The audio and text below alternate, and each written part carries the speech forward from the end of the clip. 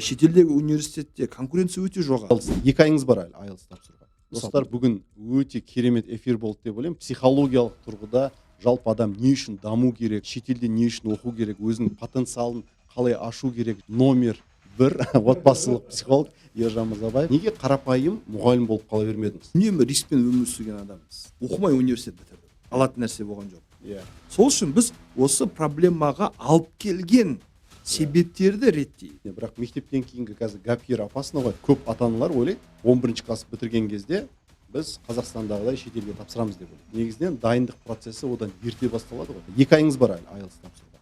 Біз сізге application ашамыз, бірінші технологияны жасаймыз да. Show up. Ерте тапсырып тастасаң, сен любой кандидаттың біреусің. 100 рет балық жегізгенше 1 рет балық ұстауды үйрет. Сіздікі сол, балық ұстауды үйретіп жатсыздар. Сәлем достар, подкастқа қош келдіңіздер. Мен есімім Бұрхан Адиханов. Адиханов Education компаниясының негізін қалаушы, шетелге түсу бойынша ментор. Бүгін кезекті подкастты түсіріп отырмыз. Қонақта Ержан Мырзабаев. Жақын таныспыз, кезінде әріптес те болдық. Қазіргі таңда номер 1 отбасылық психолог. Дұрыс қой? Қайырлы күн. Баке, қалайсыздар, аман-есенсіздер ме? Жақсы. Шақырғандарыңызға рахмет, қош келдік. Енді бәрі номер 1 деп айтады, сол жақында өзім сене бастадым номер 1 екенде. Керемет. Так, сол я. Иә. Ну, негізінен жалпы подкасттың мына жағынан бастағым келіп жатыр. Бастапқыда карьерамыз ұқсас болды, иә? Сізде, тәрбиеші болдыңыз, мен де тәрбиеші болдым. Сізде ұстаз болдыңыз, мен де ұстаз болдым. Одан кейін барып, сіздің қазіргі жетіп жатқан жетістігіңіз керемет, иә? Қазақстанда мысалы психолог десе бірнеше адамның ішінен сізді айтуға болады. Мысалы психологиялық тұрғыдан, неге қарапайым мұғалім болып қала бермедіңіз? Мысалы көптеген адамдарда болады ғой, 20 жыл бойы мұғалім, 30 жыл бойы мұғалім деген сияқты. Мен оларды кемсітіп жатқан жоқпын, әрине, бірақ сіздің неңізде карьералық даму деген осы ішкі энергия, ішкі ой қайдан пайда болды? Менің ойымша бұл потенциалға байланысты сияқты. Белгілі бір уақыттан кейін кейбір адамдар бір сфераға уже симай бастайды. Ол сферадан шығу керек болады, кеңею керек болады. Жалпы ұстаздық навыктар, дағдылар қалып кетеді. Біреуге бір нәрсе үйрету, көмектесу, қолдау білдіру, бірақ тек қана ұстаздық қалыммен шектеле алмайды. Мысалға, мектепте жұмыс істеген кезде балалардың мінез құлқы, тәртіп тәрбиесі, үлгерімі көп жағдайларда отбасына байланысты екенін байқай бастадым. Менің сыныбымдағы балдардың 50%, кейбір қалаларда 60%-на дейін ата-аналар ажырасқан, толық емес семьялардан болатын, үйдегі мінез құлық қатты әсер ететін. Сөйтіп мынандай ой туындады. Демек, мәселе баланың қаншалықты жақсы мектепте оқуында емес, қаншақты керемет мұғалімдерінде де емес. Мәселе баланың қандай отбасынан шығуында. Сөйтіп отбасы мәселесіне қызыға бастадым. Одан кейін магистратураға оқуға түстім, педагогика, психология бойынша оқыдым, бітірдім, зерттедім, қарадым. Сөйтіп отбасымен айналыса бастадық. Және алғашқы сол мектептерде ата-аналарды шақырып, 20 ата-ана, 30 ата-ана, 50 ата-ана кішігірім семинарлар, тренингтер өткізе бастаған кезде қаншалықты үлкен сұранысқа ие екенін байқадым. Сөйтіп біз ұстаздық карьерамызды аяқтап, тек қана бір мектеппен шектеліп қалмай, жалпы қоғам деңгейінде, мемлекет деңгейінде, халықаралық деңгейде жұмыс істейік, қызмет етейік деп осы саладан таңдадық. Мен ойымша сол үшін потенциал мәселесі белгілі уақыттан кейін симайсың, көбірек істегің келеді. Мынандай ғой, адам толыққанды өз потенциалын, өз мекемесін, өз компаниясын ашқан кезде байқалады.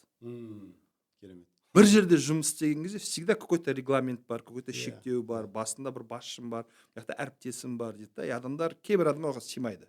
Кейбір адамдар өте жақсы сияды, жүре береді, тұра береді. Олар мен біреу жақсы, біреу жаман деп айта алмаймын. Бірақ кейбір симай бастаған кезде шығып өз жолын таңдау керек, өз арманын қуалау керек, өз компаниясын құру керек. Мысалға, Баке өзіңізде соның жақсы үлгісіз. Мектепке симағандықтан қазір осындай Қазақстанда шетелге оқуға түсу десе, бірден еске келетін мекемелердің біреуі. Мен біршама нелерім бар, айналамда таныстарым бар. Сіздің компанияңыздың көмегімен оқуға түстік, жетістікке жеттік. Сізді өзіңізді бақылап көріп жатамыз. Сол үшін бұл уже белгілі бір шектеуге, формаға симаудың белгісі деп ойлаймын. мен көбінесе былай әзілдеймін нашар мұғалімді завуч қылады деп. Жоқ, енді әзіл ғой әрине, өйткені мұғалім әрдайым мұғалім болып көру керек деген. Енді қараңыз, сіз мысалы потенциал мәселесін айтып отырсыз да. Әр адамда мен сенемін, потенциал бар, дұрыс қой, иә? Өйткені даже бұл физикалық тұрғыдан да айтатын болсақ, физикада оқыдық қой, мысалы potential energy, kinetic energy, энергия всегда бірдей болып тұрады да, бірақ сол потенциальный ғана ретінде ұстап тұру немесе кинетика өзгеріске алып келу. Кейбір адамдар мысалы неге қызығады, көбінесе стабильный өмірге қызығады, стабильность, мысалы өзгерісті қаламайды. А кейбір адамдар өзгерісті жасауға ашық болады, риск тейкер болады былайша кезде. Бұл адамдарда болатын туа біткен қасиет па, немесе бұл қоғамның жаңағындай ықпалымен, және сіз айтып жатсыз, ата ананың ықпалымен сонымен болатын зат па? Өзгеріске адамдардың бейім болуы. Тұрақтылық, стабильностьті қалау бұл қорқақтықтың белгісі деп ойлаймын. Адам табиғаты, біз сонау атам заманынан бері, адам жаратылғаннан бері біз үнемі рискпен өмір сүрген адамбыз. Мына жер жоңғарлардың шапқыншылығы риск, мына жақта мына тайпаның шапқыншылығы риск, далаға шығасын қасқырдың жабылуы бір риск, егіннің шықпай қалуы бір риск, малдың қайтыс болып кетуі бір риск. Біздің көшпенді тарихында бойында риск 24 сағат бізбен бірге жүрген адам. Сол үшін біздің ата-бабаларымыз мықты болған. Риск бар кезде, қауіп бар кезде, тәуекелге барған сайын адам потенциалы ашылады. Тәуекелге бармасаң, сен ешқашан белгілі бір ситуацияда не істей алатынын, не істей алмайтынын біле алмайсың. You never know until you try мәселесі ғой. Пока не попробуешь, никогда не узнаешь. Бір көру керек та. А көру үшін рисковать ету керек. Стабильность, тұрақтылық, бір қалыпты өмір сүру, бұл сол риск алудан қорқу. Бар болған форманы сақтап қалуға тырысу. Ол қайдан пайда болады? Кішкентай кезінен бастап ата-аналардың рисковать ету мүмкіндігі бермеу. Гиперопекамен қорғаштай беру. Постоянно баланың орнына шешім қабылдау, баланың орнына кейбір әрекеттерін істей салу, жасай салу. Типичный условияда өмір сүреді. Ол типичный условияда өмір сүргеннен кейін бала подросток болады, мектеп бітіреді, университет таңдау керек болады, жұмыс істеу, үйлену керек болады. Соның өзінде сол рискті таңдай алмайды. Сондықтан ол менің ойымша дағды, және ол дағды балаларда кішкентай кезінен тәрбиелену керек. Кішкентай кезінен дамыту керек, кішкентай кезінен мүмкіндік беру керек. Мысалға, өткен жылы Америкада хит болған Джонатан Хайт деген автор бар. The Anxious Generation, тревожное поколение кітап жазады. Оқыдым, өте керемет кітап. Билл Гейтс, по-моему, не істеді, оны рекомендовать етті. Көп рекомендация былай тұрсын, көптеген мемлекеттер сол кітапты негізге ала отырып, мектептерде сотовый телефон, әлеуметтік желілерде белгілі бір жас шектеулер қою бойынша заң шығарып жатыр. Ол кісінің айтатын нәрсесі, как только телефон, соцсеть пайда болды, балдар үйде отырып қалды. Тепличный условияда өмір сүре бастады. Балдарда риск алу тәуекел жоқ. Дворға шығайын, секірейін, аям ауыртып алайын, қуалайық, біріміз ойын табайық деген риск жоқ. Балам, главное, үйде ма, үйде аман ба, ama риск алмасын дейді. И осының баланың дамуында және баланың бойында депрессия, стресс, anxiety деп айтамыз, тревожность сияқты қасиеттерін бірден әлемдік деңгейде статистикалармен көтеріліп кеткенін көрсетеді.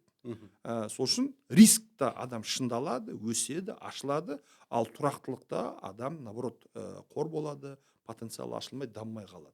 Ол дағды деп ойлаймын. Осы жерде мен қызық бір не болып тұр, негізі жоспарлаған сұрағымнан басқа сұрақ келіп тұр. Менің балаларым, мысалы үлкен қызымыз Қазақстанда болатын болса, одан кейінгі ұлым Эдинбургта, одан кейінгі қызымыз Америкада туылды. Интернешнл отбасы кім? Паспорттарын жинаса бәрі жан-жақты елдерден туылған. Енді Америкада көп жылдар өмір сүрген үшін сол жақтың қоғаммен араласты, солардың жаңа садигіне барды, мектебіне барды деген секілді. И Қазақстанға келіп осы уақытта салыстырамын ғой, туысқандарымыздың, таныстарымыздың балаларымен. Таныстарымыздың балалардың бәрі тәрбиелі секілді да, а біздің балалар солардың фонында как будто бұзық, потому что маған да спокойно келеді да, Бұрхан, сен мынандай емес қой деп ашық айта алады да бала. Мысалы осы жағынан западный былайша айтқан кезде тәрбие и Қазақстанның мысалы тәрбиелі деген нәрсесі бар ғой. Соны өзіңіз қалай салыстырасыз? Мысалы қайсысы дұрыс, қайсысы бұрыс, баланың былайша айтқан кезде потенциалын ашу жағынан, өмірге бейім болу жағынан да, өзінің ойын айта алу, мысалы өзінің өмірлік жоспарын жоспарлау жағынан сіздің ойыңыз қалай? Қоғамдардың разницасы батыс пен и өзіміздің еліміз. Мен батыста көп болдым. Біршама Еуропа елдерін араладым, стажировкада болдым, тәжірибе алмасуға бардық, жалпы турист ретінде бардым. Алыс батысты айтатын болсақ, мысалы Америкаға бірнеше рет бардым, уже психология саласын зерттедім, оқыдым, определенный өзім курстардан өттім. Және балдардағы айырмашылық бар. Біздің шатастыратын нәрсеміз тәрбиелі болу мен тәртіпті болу арасында айырмашылық бар. Тәртіп бұл дисциплина, тәртіп бұл тұрақтылық, тәртіп бұл былай айтқан кезде робот сияқты өмір сүру. Бар, отыр, тұр, сөйле, болды, сөйлеме деген сияқты. Ол тәртіп, дисциплина. Тәртіптің белгілі бір жақшақтары бар. Адам өмірінде тәртіп болу керек. Яғни күнделікті режим мәселесінде нешеде жатам, нешеде тұрам, сабаққа қашан барам, тамақ қашан жеймін, не жеймін деген нәрседе тәртіп болу керек. Өйткені тәртіп біздің бойымызда қауіпсіздіктің белгісі. Определенность. Қашан не болады, мысалы ертең не болатынын білмей өмір сүру өте ауыр нәрсе.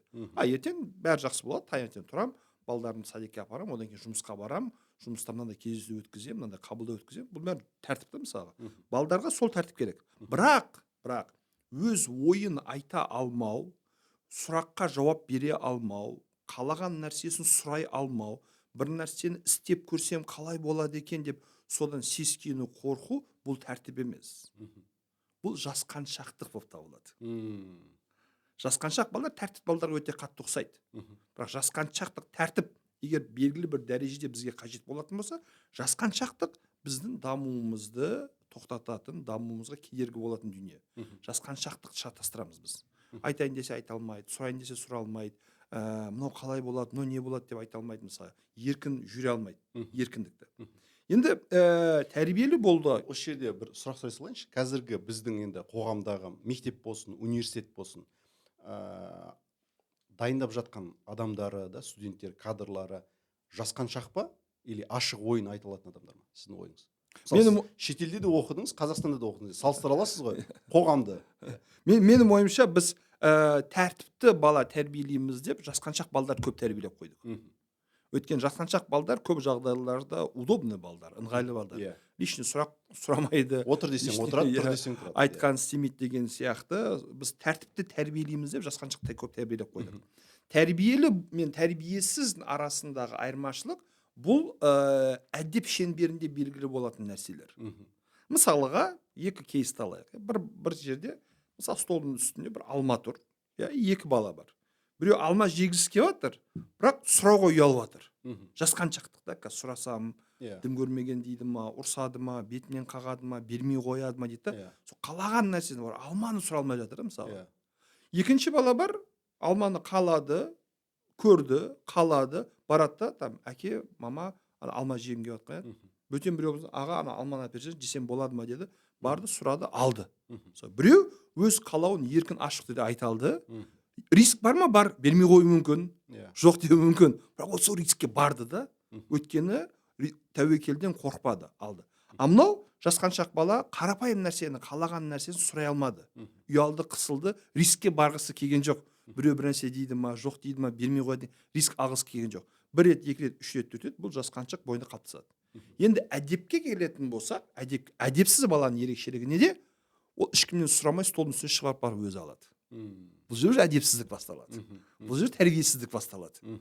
Яғни сыпайы түрде қалаған нәрсесін сұрау, сыпайы түрде қаламаған нәрсесімен келіспеу, сыпайы түрде мына жерде отырғым келеді, мынаны жегім келеді, мынаны ойнағым келеді, жүгіргім келеді деу, бұл жерде ешқандай әдепсіздік, тәрбиесіздік жоқ. Бірақ әдепті бұзып, адамдарды тыңдамай, аяқ киіммен басып, столдың үстіне шығып, үлкен кіші демей, аузындағы жаман сөздермен, боғауыз сөздер әрекет ететін болса, бұл жерде әдепсіздік, тәрбиесіздік бар. Өкінішке орай, біз батыста белгілі бір дәрежеде еркіндік, өз ойын ашық айту бар, және сәл ол шектелмеген кезде, әдепке салмаған кезде, әдепсіздікке, тәрбиесізге өтіп кететін жақтары да бар. Оны да мойындау керек. Бізде тәртіп, дисциплина бар, бірақ сәл оның да шегі болмаған кезде жасқаншықта кетіп қалып жатырмыз да. Осы екі таяқтың ұшын тең ұстап, орта жолды ұстанатын болсақ, менің ойымша балдарымыз жан-жақты дамыған болады. Мен түсінгенім бойынша, әдеп бөлігі больше ата-ананың өзіне, отбасыға байланысты секілді, ал мынау жаңағындай еркіндік мәселесі қоғамға байланысты иә секілді, иә иә оқитын жеріне байланысты. Керемет.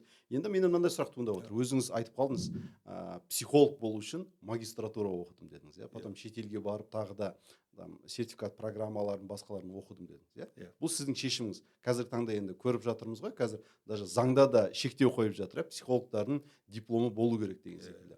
Бірақ дипломы жоқ психологтар көбейіп кетті. Немесе басқа да салаларда да сондай болуы мүмкін. Сізде оқу деген қажеттілік немесе ойыңызға қайдан келді? Өйткені көп адам оқысы келмейді, білесіз, иә. Мысалы шетелге барып оқу дейтін болса, оқымай ақ қояйыншы деген секілді. Немесе там 30-дан жас асқан кезде болды уже мен қайтадан студент болғым келмейді деген секілді, иә. Өзіне мысалы. Осы мәселені қалай қарастырасыз? мен магистратураны Қазақстанда оқыдым. Шыны керек мен бакалаврдан магистратурада Қазақстанда оқыдым, бірақ оқымай университет бітірдім.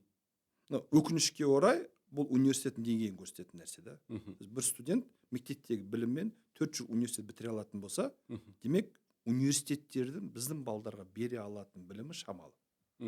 Магистратура дәл сондай. Мысалы педагог психолог оқыдым, оған дейін мен жұмыс істедім, практик болдым, мектепте тәжірибе алдым. Одан теориялық тұрғыда айтып жатқан нәрсесі мен спокойно тұрып практикада мысалдармен айтып бере алатын едім да.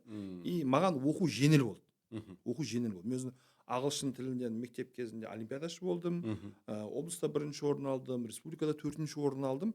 Ағылшын тілі мамандығына барған кезде бірінші сабақта бәрі бір-бірімен танысып жатыр, 30 сөйлеймін, ау-пау деп жатқан кезде мен тұрдым да тоқтамай 7 минут сөйлегенім бар. Одан кейін мұғалім айтады, сен бір 2 жылдан кейін келсейші полное освобождение, емтихандар автоматты мысалға былай жібере салды да, то есть алатын нәрсе болған жоқ. Одан кейін мектепте жұмыс істедім, тәжірибе алдым, магистратураға барған кезде маған өте оңай болды. И оқыған кезде оңай ғой.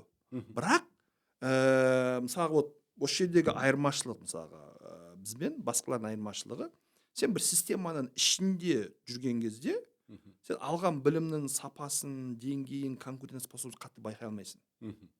Өйткені сен мысалы биологсың, 20 сағат сабаққа кіріп жатсың, ағылшын тілі мұғалімсің, 20 сағат сабаққа кіріп жатсың, кірдім, шықтым. Мен де кірдім, шықтым, бірдей айлық аламыз, ол да кірді, шықты, бірдей айлық аламыз. Бірақ қашан мен мектептен кеттім, шықтым, ашық нарыққа шықтым, байқағаным университетте алған білімін жеткілікті емес. Байқағаным оңай жеңіл өтіп кеттім ғой деген нәрсе ол жерде уже жұмыс істемейді. И сен конкуренттерден, басқа мамандардан бір нәрсемен отличаться ету керексің. Бір нәрсемен бір артықшылығың болу керек, бір изюминкаң болу керек, бір ерекшелігің болу керек. Және оны мен қайда таптым? Шетелде оқу арқылы таптым. Қажеттілік содан туындады. Білімім бар, оңай бітірдім, вроде бәрі жақсы, керемет, бірақ практикаға келген кезде, нарыққа келген кезде, нарықтағы сұранысқа келген кезде мен нарықтың сұранысына өзіміздің университеттегі біліммен жауап бере алмадым. Сөйттім да, былай мәселе болмайды дедім. Алдымен ең оңай тегін жол, ол әлеуметтік желі, YouTube, онлайн курстар арқылы оқыдым. Одан кейін әбден сапасына көз жеткеннен кейін мен арнайы визаға подавать етіп, заявка тапсырып, конкурстан өтіп, Америкаға оқуға барып келдім. И сол жердегі алған білім, жүйе, зерттеу, ерекшеліктер, фишкалар арқылы біз Қазақстанда номер 1 болдық, яғни басқада ерекшелендік. Сол Америкада алған біліміңізге қанағаттандыңыз ба? Америкада білімге қанағаттандым. Мына жерде мынасы ғой, мысалы біз психология бітірген кезде психология, магистратура общий білім береді. Бірақ университеттегі психология сені отбасы психолог қылмайды. Шыққаннан кейін сен саланы өзің таңдайсың. Отбасы психолог, бала психолог, бизнес психолог, кәсіптік психолог деген. И сол саланы таңдаған кезде более такой узкоспециализированный курстар өту керек. Сертификат алу керек. Мысалы мен Америкада Готман институтының отбасы психологиясы бойынша курсын оқыдым. Олар мысалға бұл сала бойынша өздері жеке дара 40 жыл бойы зерттеу жүргізген. 40 жыл бойы 3000 отбасын әр 6 ай сайын тексеріп отырған, кім ажырасты, кім қалды, кім бақытты, кім бақытсыз, 40 жылдан кейін үлкен ғылыми жұмыс жазады. Соның нәтижесінде целый институт құрады. Сол арқылы психологтарға арнайы курстар дайындайды. И сол оқыған кезде мен зерттеулерге сүйенген универсальный әртүрлі қоғамға ортаға келетін техникалар, методикалар, тесттер үйрендім. И соған менің әрине көңілім болды. Уже отбасылармен жұмыс істеген кезде мысалға біздің әріптестер көбісі не істейді, мысалы сен проблемамен келдің ба, проблеманы шешуге тырысады да. Иә. Америкада ондай емес. Оның корень табу ол Иә, кісіде. проблеманың себебін табу және бұл проблема дейді қарым қатынастың нәтижесі. Мен саған қазір үйте сал, бүйте сал да проблема шешімін айта аламын дейді. Бірақ бір аптадан кейін, бір айдан кейін, жарты жылдан кейін қайтадан қайталанады. Иә. Сол үшін біз осы проблемаға алып келген себептерді реттейік. Иә. И керемет 4 фактор, 7 принцип деген дүние бар. 4 факторды изолировать ету керек, 7 принципті енгізу керек. Сол кезде күйеу мен әйел арасында шешілмейтін мәселе жоқ, мәмілеге келмейтін дүние жоқ дейді. То есть Америкада андай маған ерекше ұнайтын нәрсе, ол жерде көп дүниелер фреймворк арқылы белгіленген. То есть определенный бір форма бар, түсінік бар, и соны әртүрлі деңгейде үлкейте береді.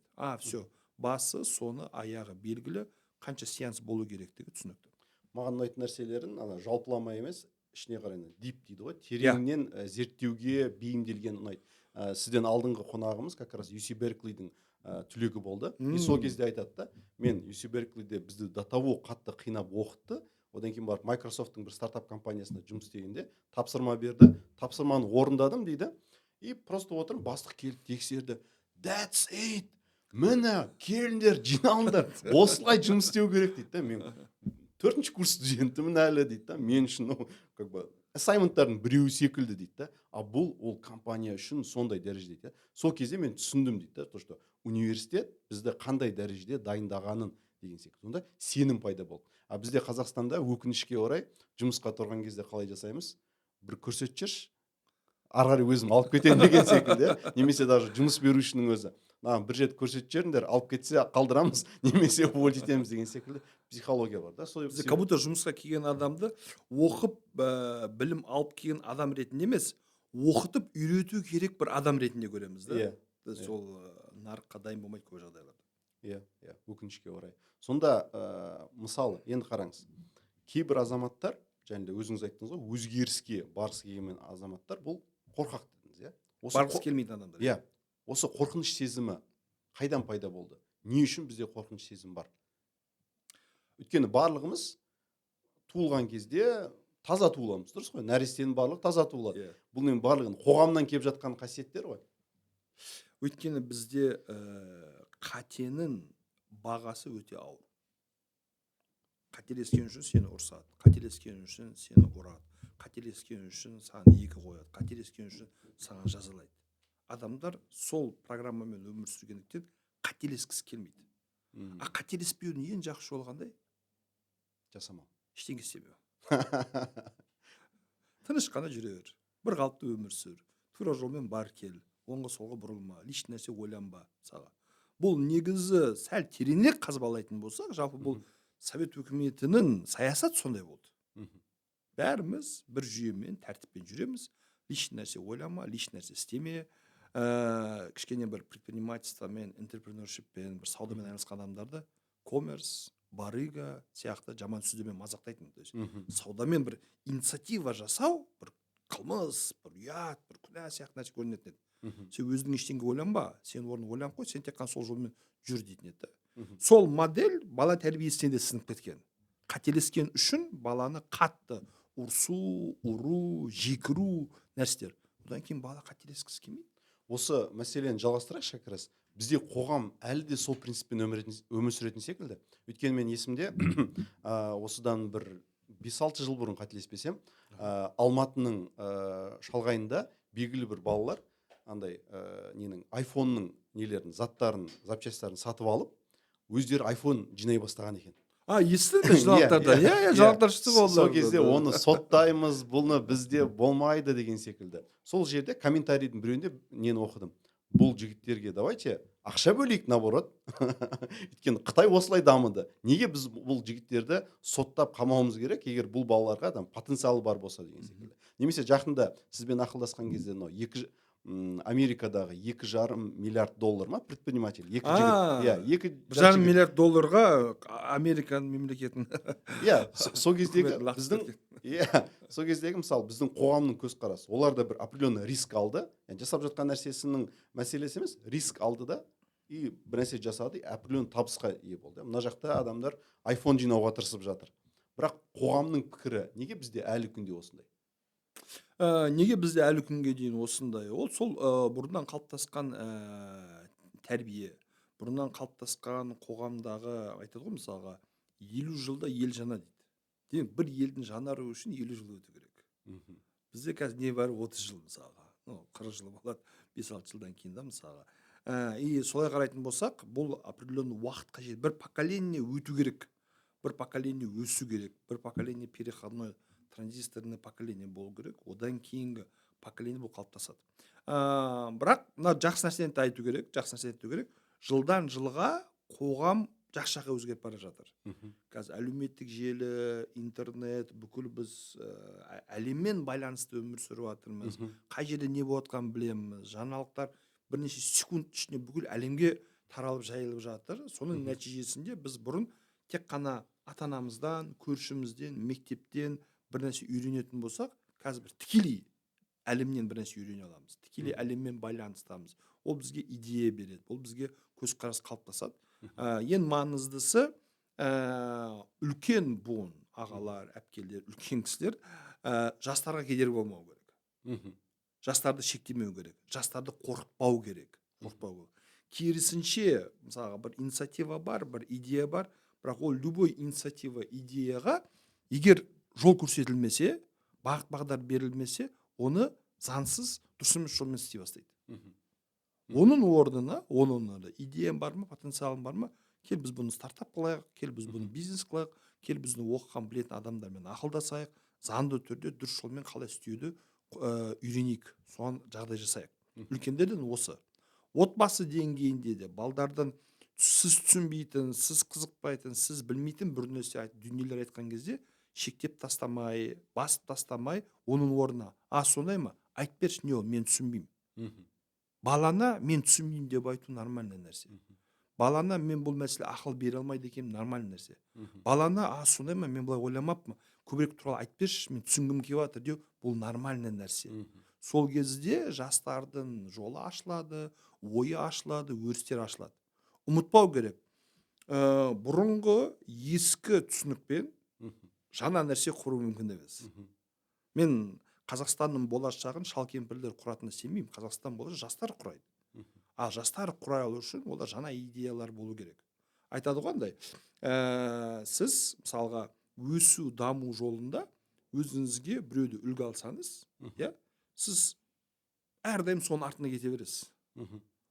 Озу үшін артынан жүрмеу керек. Мгм. Айдап өту керек, айналып өту керек, секіріп өту керек. Мгм. Біз мысалы қазір әлемдік деңгейде нешінші орындамыз? 30-шы орындамыз, 50-ші орындамыз ба? Ең конкурентоспособный елдердің қатарына статистикаға қарайтын болсақ, егер біз өздігімізден бір нәрсе ойлап шығармасақ, біз сол 50-ші орында жүре береміз. Олардың арттарынан еріп. Иә. Сол үшін қоғамда сол түсінік өкінішке орай осы себептерге байланысты қалыптасты. Бұны өзгерту керек, дамыту керек, жетілдіру керек. 100% келсем, өйткені осыдан 2 күн бұрын директте бір кісімен сөйлесіп жатырмын. Қыз баласы 4-ші курс студенті, менің ұзақ уақыттан бері оқырманым екен. И соның біздің бөліскен ақпараттарға менен консультация алып, эфирлерге қатысып, сұрақ сұрап, Queen Mary Йорк университеттеріне шақыртып алып апты уже. Мен айттым, супер, керемет, кейсіңізді айтып беріңізші деп кейсін сұрап жатып, да сізде даже мына университетке де түсе аласыз деген секілді уже сөйлесіп жатырмыз. И сосын барып айтады, ағай, бірақ менде группаластарым қатты негативный дейді да. Профессорлар қатты негативный. Мен қазір университет бітіргенге дейін зорға шыдап жүрмін. И не дейді да, мен даже болашаққа тапсырмай қалам ба деп қорқам дейді. Осы мәселені. И ең соңында былай айтады, менің анам мен әкеме бір аудио жібере аласыз ба? Менің жасаған жетістігім туралы, и мен оқысам, оның маған пайдалы болатын туралы аудио жібере аласыз ба деп не қылды. Соны ата-анасы қолдамай жатыр ма, түсінбей жатыр ма? Бұл қоғамдағы бар нәрсе. Бұл енді мысалы қазіргі соңғы даже Қазақстанда шығып жатқан фильмдерді қарайтын болсаңыз, көбінесе не істейді? Мысалы соңғы бір фильмге бардық. Ол жерде қыз баласы Алматыда жүріп, анасына көмектесуге тырысады. Жылап тұрып, мама бүгін таппай қалдым, кешірші деп. Солай не қылады да, сондай қызда. И потом Англияға баратын мәселесін де тоқтатады. Англияға бару бармау туралы мысалы анасына айта алмайды деген секілді осындай пункттар бар, түсінесіз ба? Бұл қоғамдағы мәселе, бұл фильмге шығып отыр ғой. Мгм. Иә, Иә. иә. Мен айтамын да өткенде, осындай фильмдерді қараған кезде байқайсыздар ма, ешқандай кинода ешқандай персонаж мен Казгудың түлегімін, мен Евразия ұлттық университетінің түлегімін деп мақтанып айтпайды деймін да. Өйткені қоғамда ондай не жоқ, пікір жоқ, сенімділік беретін ондай пікір жоқ, иә, Каргудың түлегімін деген сияқты. Бірақ американдық батыстың нелерінен көруге болады да. Мысалы патшаға барған кезде мен Кембридждің түлегімін, мен Эдинбургтың түлегімін деген. Мысалы мен Англияға түскен кезде 7 университеттен оффер алған тұғым. Imperial College London, UCL, көбісі армандайтын. И сол кезде мысалы қайсысын таңдаймын деп мен пост жазғаным бар Инстаграмда. Көмектесіңдер деп. Иә. Одан кейін неге кірдік? Королева Елизаветаның киносына, Абдуль деген киносы. И сол кезде ауырып қалады королева. И сол кезде бір лекарь кіреді да, сен кімсің деген кезде, мен Эдинбург университетінің түлегімін дейді да. Мен әйеліме айтамын, может Эдинбургқа барамыз деп. Сөйтіп Эдинбургқа барғанымыз бар. Соны айтамын да, мысалы қоғамда бұл енді айнасы ғой, қоғам шындықтың айнасы. Енді ата-аналардың мысалы қорқыныш болу сезімі дұрыс, иә. Сіздің пікіріңізше, мысалы қыз баласы болсын, ұл баласы болсын, шетелге жіберу, осы рискті алу мәселесі мысалы қалай қарастыру керек деп ойлайсыз отбасыда? Не сөйлесілу керек вообще? Потому что мен түсінемін, риск алу керек, жіберу де керек, сену де керек, бірақ одновременно кейбір, наверное, нәрсені де сөйлесу керек шығар. Просто өйткені үш түрлі қарым қатынас бар ғой. Біреуі немқұрайлы қарау, бара бер деген сияқты. Екіншісі шынымен қолдап, бірақ енді кейбір мәселелерді сөйлесу. Үшіншісі негативить ету. Иә? Қала бер, бәрі істеп жүр ғой. Ешкім ауылда қой бақса да адамдар өмір сүріп жүр деген секілді. Мысалы осы жерде ортада ата-ана мен баланың сөйлесуінде, әңгімесінде не айтылу керек, не айтылмау керек деген секілді. Сіз бағана өте жақсы нәрсе айттыңыз. Әңгіменің басында енді отырып жатқан кезде айттыңыз ғой. Бір жиында бір кісі шетелге оқуға түскім келеді, бірақ оған дейін өмірінде шетелде болып көрмеген. Мысалға да. Қазір көп ата-аналардың проблемасы, олар шетел не екенін білмейді. Бірінші проблема, мынаны айтып кету керек, адам баласы танымағанға дұшпан.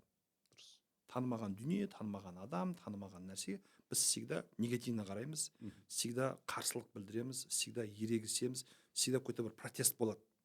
Сол үшін всегда түсіндірме жұмыстар жүргізіліп отыру керек. Не шетел, қайда, не істейсің, қалай барасың, ойбай, не керек бар деген нәрсе қорқыныш, уайым болу қалыпты жағдай. Енді бұл қорқыныш, уайым қайдан шығып келе жатыр? Бұның екі себебі бар. Біріншісі, мүлдем шетелге шықпаған адамдар. Өзі білмейді. Шетел не екенін білмейді. Пайдасын сезбейді. Екіншісі, шетелге шыққан, бірақ тек қана 5 жұлдызды отельде ол инклюзив жатқан адамдар. И олар шетел деген осы. Ішше қыдыр демал, оқу даму өсу жоқ, жастары бұзылған, барлығы бытшыт, кленандай клуб, билеу, қыдыру, демалу. Онда шетелін құрсын дейді. Бізде шетелге мәдени, культурный сапарлар, саяхаттар жасау жоқ. Барып мен бір Американ университеттен аралап қайтайын, барып бір Турциян университеттен аралап қайтайын, барып Европа университеттен аралап қайтайын. Өйткені менің барып Турцияның пляждарына жатқаннан 2 апталық ішіп жеуден басқа ешқандай пайдасы жоқ. Бірақ шамалы сол елдердегі тарихи жерлер, сол жердегі мықты білім ордалары, сол жердегі зерттеу институтын аралау маған, менің балдарыма, менің болашағыма үлкен пайдасы бар. Осы моментті біз шетелге барған кезде жіберіп қойып жатырмыз.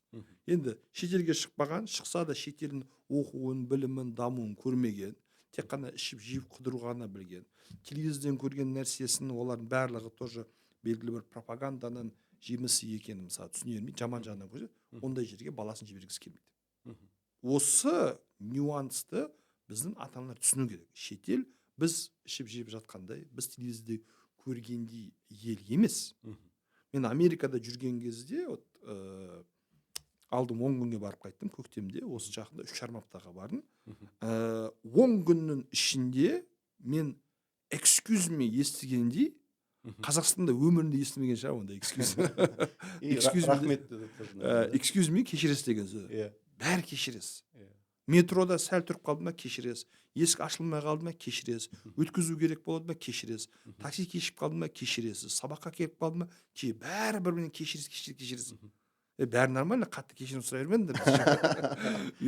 Үйренбегенбіз ол нәрсеге мысалға да.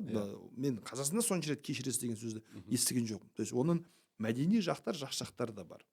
Екінші нәрсе, мен қызымды қай жаққа жіберіп жатырмын, баламды қай жаққа оқуға жіберіп жатырмын. Оқуда кімдер барады?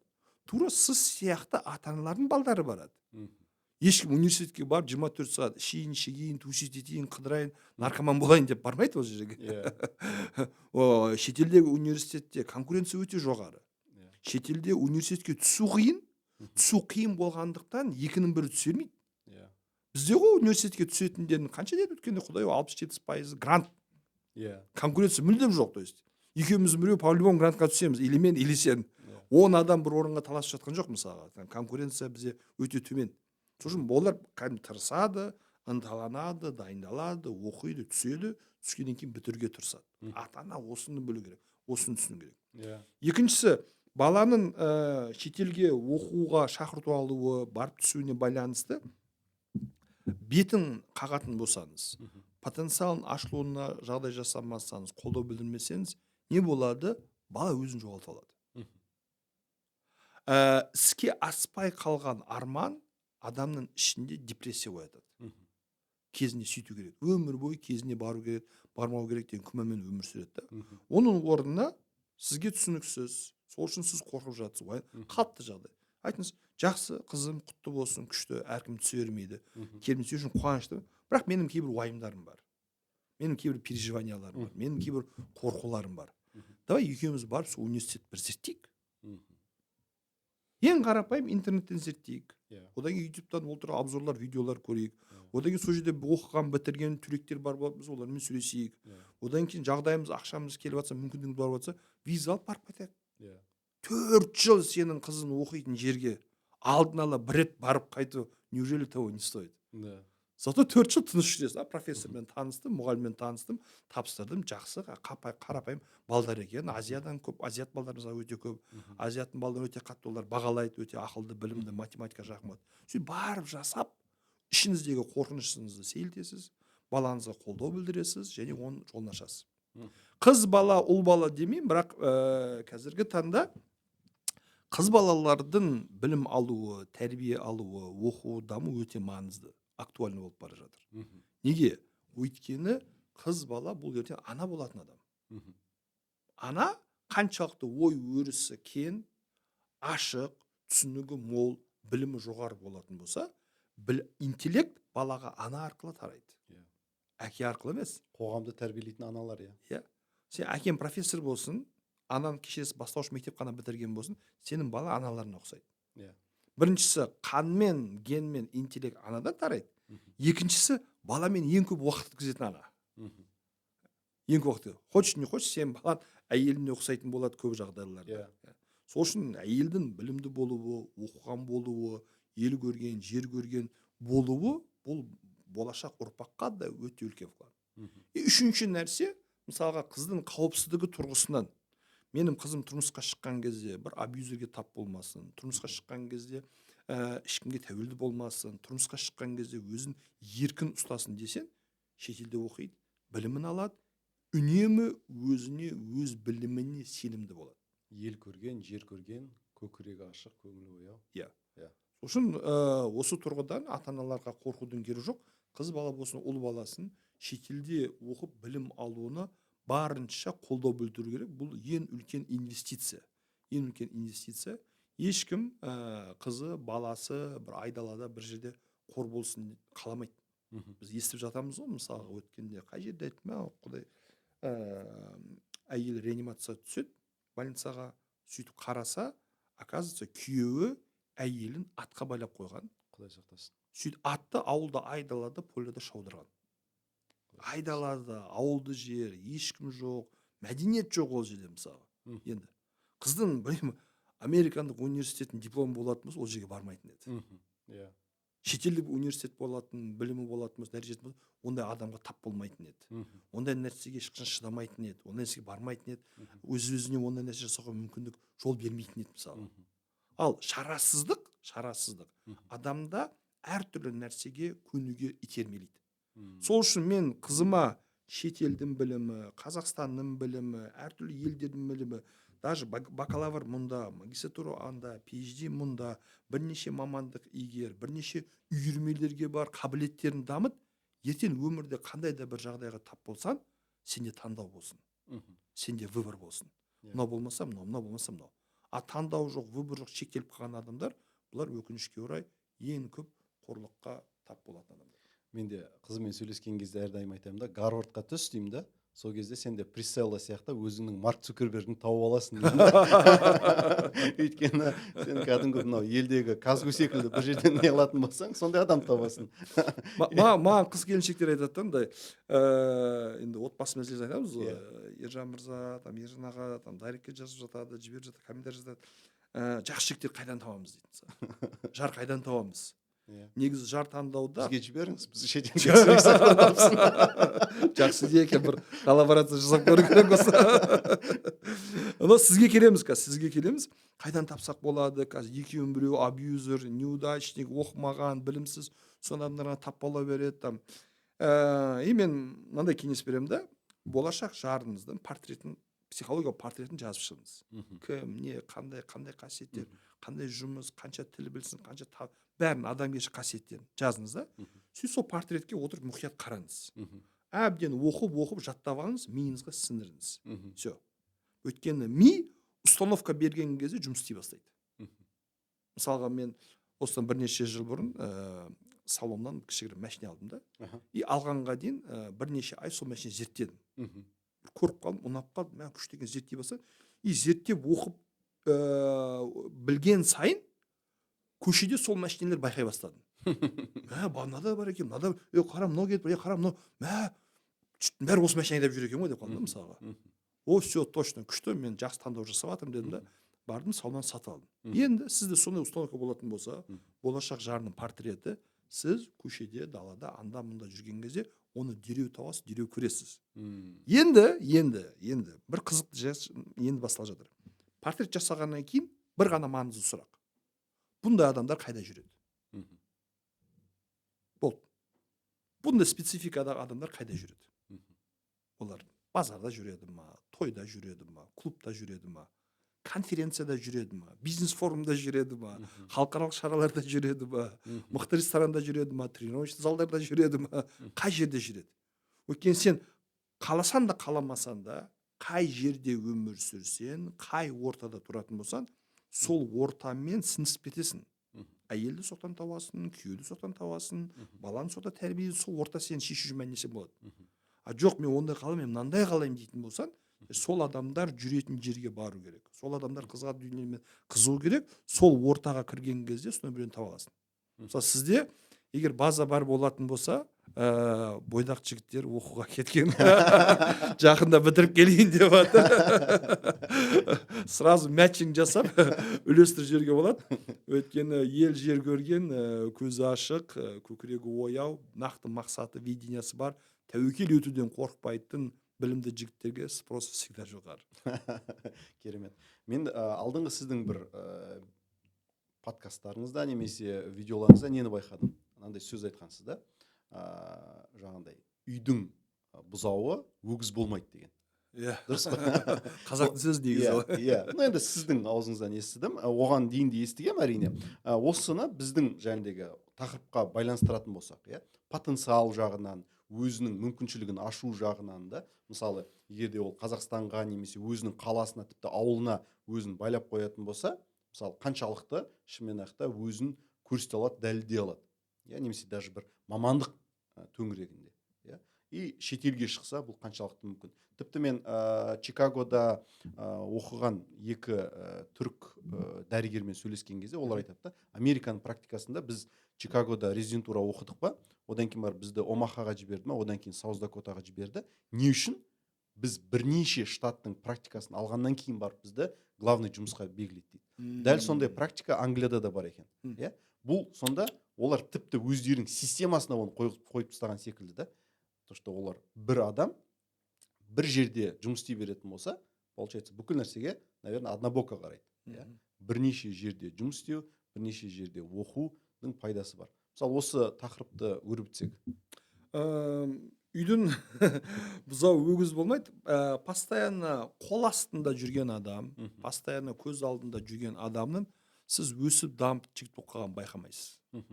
Бой жетіп қалғанын байқамайсыз. Адам болғанын байқаймайсыз. Тұлға болғанын байқамайсыз.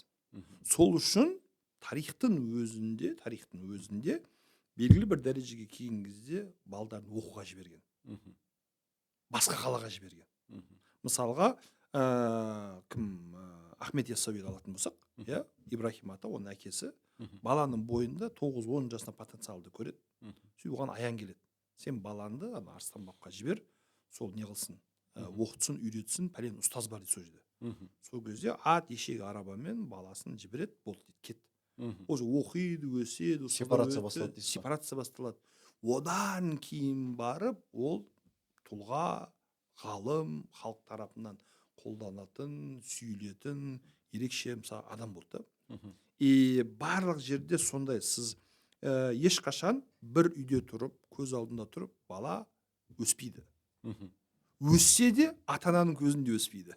Ата-ана всегда оған андай потолок болып тұрады да, асып кете алмайтын, өсіп кете алмайтын деген сияқты.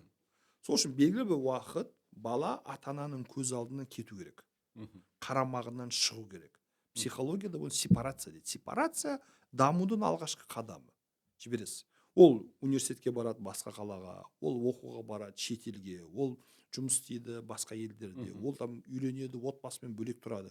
Сөйтіп айналып келген кезде, андасына көрген кезде, сіз оны шын мәнінде, мынау жігіт болып қапты, тұлға болып қапты, адам болып қапты, керемет танымал кісі болып қапты деп қабылдайсыз, мойындайсыз. Мысалы мен өзім психологиямен айналыса бастаған кезде үйдегілер, жақындар, туысқандар, достар қатты мойындамайды. Кім? Ержан ба? Психолог болып кетті ма? Мысалы прикол тастап серьез қабылдамайтын да мысалға. Қашан сен сыртта жүріп, шетелде білім алып, басқа елдерде, басқа қалаларда атын шығып қабылдана бастаған кезде, окей, кәдімгі серьезный психолог екен ғой дейді да, мойында қабылдай бастайды. Сол үшін үйдегі бұзау өгіз бола алу үшін, ол үйден шығу керек. Ол елден шығу керек. Ол зона комфорттардан шығу керек. И оның солай шыға алу үшін ата-ана барынша жағдай жасау керек. Сен андай әлпештеп тәрбиелеп, қарап, қолдап отырғаннан кейін, все балам давай, енді арғы өзім бар дейтін болсаңыз, бала барған жерінде адасып жоғалып кетеді. Бірақ оған постепенно, нақты мақсатпен, дайындықпен алып келетін болсаңыз, онда сіз балаңызды әлемнің қандай түкпіріне, еліне жіберсеңіз де еш уайымдамай, емін-еркін түрде жүре аласыз. Ата-аналардың ең үлкен қорқуы шетелге жіберген кезде орта әсер етеді, орта бұзады деп ойлайды да. Бірақ психологтар көптен бері мынаны дәлелдеген, іштегі стержен шешуші рөл ойнайды. Сырттағы орта қай кезде әсер етеді? Іштей адам әлсіз болса, сырттағы орта әсер етеді. Іштей стержен мықты болатын болса, сырттағы орта әсер етпейді. Ортаның сол нәрсесі бар. Бұл жақсы жаққа да, жаман жаққа да әсер етеді. Мысалға, іштей слабы, әлсіз, тұрақсыз, тәрбиесіз андай бір адамдар болады да. Олар жақсы ортаға түскен өзінде өспейді. Шіріп кеткен бір дәнекті керемет құнарлы топыраққа салсаңыз, одан бір нәрсе шығады ма? Шықпайды. Бірақ мықты тұқымды, мықты дәнекті ортаға салып, сәл-сәл уход жасасаңыз, тогда ол аша шығады. Сол үшін ата-ана сырттағы ортадан қорқудан гөрі өзінің берген тәрбиесі мен құндылығына сенімді болу керек. Мен балама сенем, мен қызыма сенем. Сол үшін ата-ана мына жағынан ойлану керек. Мен баланың сол сырттағы ортада бұзылып кететінен қорқып жатырмын ба? Әлде өзінің берген тәрбиеме сенімсізбін ба? Керемет. Екіншісі мойындау қиын. Екіншісі мойындау ауыр. Өйткені ол сен қателігің, сен кемшілігің. Сол үшін бірінші вариантқа сілтей салу оңай да. Олай болмас үшін кішкентай кезінен бастап баланы тәрбие. Мен ата-аналарға всегда мына нәрсе айтамын да, баланы жеке меншігім бір затым ретінде қарамаңыздар. Баланы бір проект ретінде қараңыз. Елге, отанға, адамзатқа қызмет ететін бір жоба ретінде қараңыз. легаси деп айтады ғой, артымыздан наследие қалатын бір жоба ретінде қараңыз. Супер. Бұл бала ертең не болады, кім болады, ел басқарады ма, ғылым басқарады ма, IT-ді басқарады ма, кім болады? Кәдімгідей қоғамға әсер етеді. Мгм. И бір қарайсыз, как только ата-ана балаға сол көзқараспен қарай бастаған кезде, проект ретінде қарай бастаған кезде, барлық нәрсе соған сәйкес өзгере бастайды. Мгм. Ол уже кішкентай класста, кішкентай жаста классында лидер бола бастайды, өзіне қарататын бастайды. Өйткені ата-ана оған солай қарап жатыр. Әйтеуір жүрсін, әйтеуір аман болсын, әйтеуір тірі болсын, әйтеуір қарны тоқ болатын болсаңыз, ол қоғамда әйтеуір біреу болып жүре береді. Мгм. Супер. Мен және стержень деген сөзден не есіме түсіп кетті. Бауыржан Момышұлының сөзі бар ғой, елге қызмет мінезден деген. Иә, сол как раз мінез, иә, ішкі адамның характерін көрсете алу, ортаға қоя алу, сол арқылы белгілі бір риск болсын, иә, алдыға қарай шешімдерді қабылдай алу. Даже анау үйдің бұзау өгіз болмайды деген мысалы шектеу ғой, былайша айтқан кезде, иә.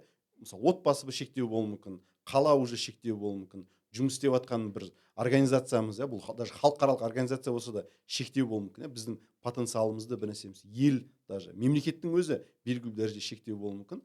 Сол мысалы Димаш Құдайбергенов секілді немесе басқа да танымал азаматтар шетелге барып өзін көрсете алды, иә. Біздің қаншама деген ғұлама ғалымдар да мысалы керемет не жасап жатыр. Мысалы Йельский университетте біздің профессорларымыз бар екен, қазақ профессор, қаншама Америкада, Англияда. Соның өзі керемет жетістік деп ойлаймын. Мен өзімнің ситуациямды қарастыратын болсам, Эдинбургқа барып келдім, Қазақстанға. Келген күні маған We Project деген хабарласты да, сіз Эдинбург университетін бітіріп келіп жатсыз, сіз туралы түсірсек дейді. Жақсы. Бірден сондай не істедік. Назарбаев университетіне бардым, көптеген сұраныстар пайда бола бастады. Осындай стартап бар, бірге жасайық деген секілді. Неше түрлі жобалар пайда бола бастады. 2022 жылы мен президентский кадровый резервке кірген кезде қызық болды. Мына жақта Назарбаевский университет бар, стартап бар. Мына жақта президентский кадровый резерв ретінде мені министерстволарға директор департаменті немесе квази гос корпорациялардың жаңағыдай белгілі бір должностқа шақырып жатыр. И дәл сол уақытта Америкадан доктор Уильям Чен деген кісі Гарвардта 6 жыл профессор болып, өзі лаборатория ашып жатыр. Иә, сол кісі шақырды. И сол кезде әкеме сұраймын ғой, әке, міне мынандай жағдай болып тұр. Мен Ұлыбританияға қарсы барып келдім, иә, оқыдым, енді Назарбаевта жүрмін, жұмыс істеп жатыр, ғылыммен айналысып жатырмын. Бірақ қазір 3 выбор бар. Сіз жалпы, енді әкемнен бөлек, жаңағыдай отбасымен де ақылдасып жатырмын. Кім болғанымды қалайсыз? Былайша айтқан кезде елге қызмет ет, және министрлікке бар, басшылық қызметке бар, осы арқылы деген секілді. Немесе Назарбаев университетіне стартап, немесе ғылыммен, жаңағыдегіндей осындай тұлғамен бірге жұмыс істеу деген секілді. Өйткені Америка бұл алып мемлекет, осындай мүмкіншілік маған екінші рет келмеуі де мүмкін. Гарвардтан адам мысалы лабораторияны ашып жатырмын, кел бірге жұмыс істейміз деген нәрсе екінші рет болмауы мүмкін деген. Қайсысын кеңес берді? Барлығы Американ кеңес берді. Америка бар деді ма? Барлығы Американ. Ешқайсысы маған барып мынау министерствода директор департаменті бол деген жоқ ешқайсысы. Негізі директорлар естімесіңіз.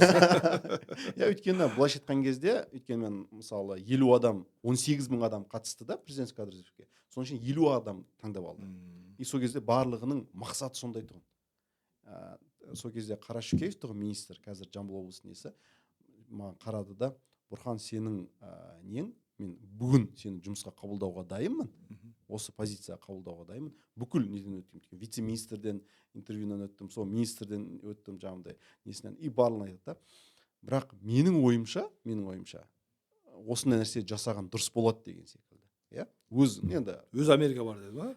Ол кісімен мен Америка жағын сөйлескен жоқпын. Ол кісі айтты, сен мынау ғылымға жақын секілсің. Егер де мынаны бітіріп келетін болсаң, бізде наносы бар, анау бар, сол жақта сені осындай нәрселерге жолдай аламыз деген секілді. Керемет негізінен біздің жоғарыда отырған кісілер де жақсы ақылдар айтты. Мысалы Асхат Аймағамбетов болсын, одан кейін бар сол кісінің аппаратындағы азаматтар. Сол кезде айтамын да, шынымен көзі ашық, көпті көрген азаматтардың өзі, мысалы менің де таныстарым осында оқыды, осындай траектория адамға көбірек мүмкіншілік береді деп ашып жатыр. Өйткені мен Америкаға бармасам, қазіргі жасап жатқан тірлікпен айналыспас едім. Түсіндіресіз ба? Осы жеткен, мысалы келген жасап жатқан жұмыспен осы нәрсе не қылды. Получается, негізі тоже риск қой. ол өте үлкен риск, өйткені мына жақта дайын должность, дайын мақам мансап деген сияқты барлық жағдай жасалған. Бұл кейбір кезде адамды расслаблять етуі мүмкін да. Мгм. болды, жетер ме, жеттім, осымен жұмыс істейін, қалайын, өсейін деген сияқты. Бірақ мысалға сен не істедің? Бардың да, жоқ, мен тағы да ғылыммен айналысамын, тағы да Америкаға барам, тағы да ары қарай оқитын, үйренетін, білетін қаншама дүниелер бар. Бір жақсы, белгілі бір должностьта жұмыс істеу ешқашан кеш емес. Мгм. Мысалы сен қазір болды, мен дайынмын, министерствоға келейін десең, мысалы саған жоқ деп айтпауы мүмкін да. Мгм. Бірақ оқу, үйрену, жетілу, даму уақыт өтіп кеткеннен кейін қолға алу өте қиын. Мгм. Мысалы мен айналамда қаншама таныстар, біздің жасымыз 40-тан асты, мысалы қаншама таныстарымыз бар. Оларға айтамын да, сен потенциалың бар, барып келсе, оқып келсе, немесе қызығады, сен сияқты барып келгім келеді, сіз сияқты қалай баруға болады деп мысалға мен айтамын. Элементарно, былай документ жинайсың, тапсырасың, ұсыныс келеді, виза аласың, барасың, ол жеңіл ғой десем, мысалға қиын деп өзін шектеп отырады да. Одан кейін мына жақта балам бар, мына жақта ата енем бар, мына жақта күйеуім бар, әйелім бар, бәрімен қалай барам, үйреніп қалған жер, жұмыс, мектеп, қойшы деп өзін шектей береді. Бірақ осы арада не болып отыр? Уақыт өтіп кетіп жатыр, өмір өтіп кетіп жатыр да. Қаншама адамдардың потенциалы ашылмай қалып жатыр. Менің ойымша бұл риск, және сондай бір рискке баруын өте орынды болды деп ойлаймын мен. Мгм. Керемет. Осы жерде тағы да бір кісі есіме түсіп кетті. Неде Техаста өзіңіз білесіз Happy Cake ашылды, иә, қазақстандағы. Иә. Асхат мырза. Иә, сол жерде барғанда Мәулен мырза деген кісімен таныстым, биотехнология саласынан. Мәулен біздің класстасымыз ғой. Иә, сіздің сыныптас. Сол сіздің сыныптасыңыз. Иә. Енді ол кісінің мысалы танысқан кезде қазіргі должностьті да, мысалы оқыды, PhD бітірді, Сан-Францискода жұмыс істеді, қайтып келіп қазір сол жақтағы ең дүние жүзіндегі танымал канцер орталығында, рак орталығында жұмыс істейді, иә. Белгілі бір басшылық қызметте жұмыс істейді. И сол кісіні танып не істеген кезде түрі маған жас көрінді. Иә, жас кісі ретінде көрінді. И бір әлеуметтік желіде сыныптастарым деп бір-екі кісіні не істеген кезде салыстыру қиын. Мына кісі жап-жас секілді. И мына жақтағы азаматтар, да. Сол кездегі мысалы нені айтамын да, ар жақтағы ортаның беретін мүмкіншіліктері, соған қарай жасай алатын өмірі, иә, и карьерасы. Мысалы Қазақстанда кейбір нәрселерден даже басшылық қызметке бару көп адамдардың арманы, жете алмайды. И кеше мысалы мен Инстаграмға шығып бірнеше сұрақты қойдым. Көбінесе олардың сұрағына жауап беретін едім. Бұл жайды давайте мен сіздерге сұрақ қояйын, сіздер менің сұрағыма жауап беріңіздер. Шетелге не үшін оқығыңыз келеді? Не істегіңіз келеді одан кейін? Хорошо, бітіріп келдіңіз, Қазақстан нені өзгерткіңіз келеді деген секілді. Сол кезде ана моменттері бар да. Система, анау назначение өзгерткім келеді, иә? Мысалы Қазақстанда, мысалы шетелде мен көріп тұрмын, прозрачный, а Қазақстанда прозрачный емес деген секілді. Бірақ мен енді қоғамның бірте-бірте соған келетініне сенем, өйткені оқыған, интеллекті дамыған азаматтары көбейген сайын талап та жоғары болады. Өйткені мен айтамын да, сіз мысалы дәрігер болсын, мұғалім болсын, планканы соншалықты жоғары көтеретін болсаңыз, Қазақстандағы мұғалімдіктің немесе дәрігерліктің система амал жоқ соған қарай жақындайды. Дұрыс қой? Өйткені егерде мысалы біз қанша жерден халықаралық мысалы больница ашайық, халықаралық мектеп ашайық, үлкен корпорациялар ашайық, ішіне толтыра алатын кадрларымыз болмаса, кадрларымыз болмаса, оның атауы жақсы обертка, іші пустой болады. Жұмысқа байланысты өкінішке орай кейбір өңірлерде естіп жатамыз, белгілі бір шектеулер, кедергілер бар деп, бірақ басым көпшілігінде қазір жұмысқа тұру әлде қайда оңай. Мен өзім мемлекеттік мекемелерде де жұмыс істедім, халықаралық ұйымдарда да жұмыс істедім, жеке компанияларда да жұмыс істедім. Мен ешқашан неғып көрмеппін, бір жұмысқа тұру үшін біреуді араға салу, біреуді попросить ету, бір звонок жасап жіберу деген. Керісінше үнемі на шаг вперед уақытлы ұсыныстар келе беретін. Мысалы мен 4-ші курс аяқтап жатқан кезде, әлі диплом алған жоқпын, маған уже там Павлодардан ұсыныс келді, мысалы біздің мектепке ағылшын тілі мұғалім керек еді, там келе аласыз ба деген сияқты. Мен үшін қызық болды, мысалы Шымкент қайда, Павлодар қайда, екі бөлек ел сияқты көрінеді. Мысалы 2 сутка поездбен бардық сол кезде. Барасың мысалға там И сол үшін адам мынау шектеулер бар, там коррупция бар деген нәрселерден гөрі мысалға шектеу мен коррупция қай кезде болады? Однотипный адамдар көп болған кезде. Мгм. То есть мынаны алсам, мынаны алсам, мынаны алсам разница жоқ. Одан да мен кім көбірек ақша береді, соны алайын дейді да мысалға. Мгм. Егер сіз вне конкуренция болатын болсаңыз, Мгм. мынаның бәрін қойсашы, мынаны алайын дейді. Мгм. Сол үшін опять-таки адам себептерді біреулерге сілтеген кезде ол шешілмейтін бір дүние көрінеді да. Мен оған әсер ете алмаймын ғой. Мгм. Бірақ себептің өзімде көретін болсам, сол Иә. кезде ол бәрі нәрсе әсер етеді. Мен бұны сонау 9-шы 10-шы класста мынандай бір инсайт, бір идея ретінде кірді да. Мгм. Біз анау мектепте оқып жүрген кезде облыстық олимпиадаға қатысамыз. Мгм. И облыстық олимпиадаға қатысқан кезде бізді үнемі балдарымызды түсіріп тастайды, орын бермейді да. Мгм. И біз мұғалімге жылаймыз там. Дайындалғаннан не пайда, бәрібір балымызды түсіріп тастайды, оқығаннан не пайда, там жауаптарын аналарға беріп қояды, қатыспай ақ қояйық, сонша уақыт құртамыз деп айтады да. Мгм. Сол кезде мұғалім керемет бір нәрсе айтты да. Егер оларға мысалға сұрақтарды беріп, олар сізді жеңіп кетіп жатса, демек сіз not good enough дейді, то есть недостаточно хорош. Мгм. Сен өзіңді соншалықты біліммен дәлелде, Мгм. саған жоқ дей алмасын. Мгм. Керек болатын болса, екі бірінші орын берсін, екі үшінші орын берсін, да анау келісіп қойған орын, бірақ мына ақысын жей алмаймыз дейтін дәрежеге алып келу керек та. Мгм. 8-9-да мен сол инсайтты алам, күндіз түні отырып дайындалам, и 9-шы класста 10-шы класстардан олимпиадаға кірем, облыста бірінші орын алам. Мгм. И сол жерде мұғалім айтты да.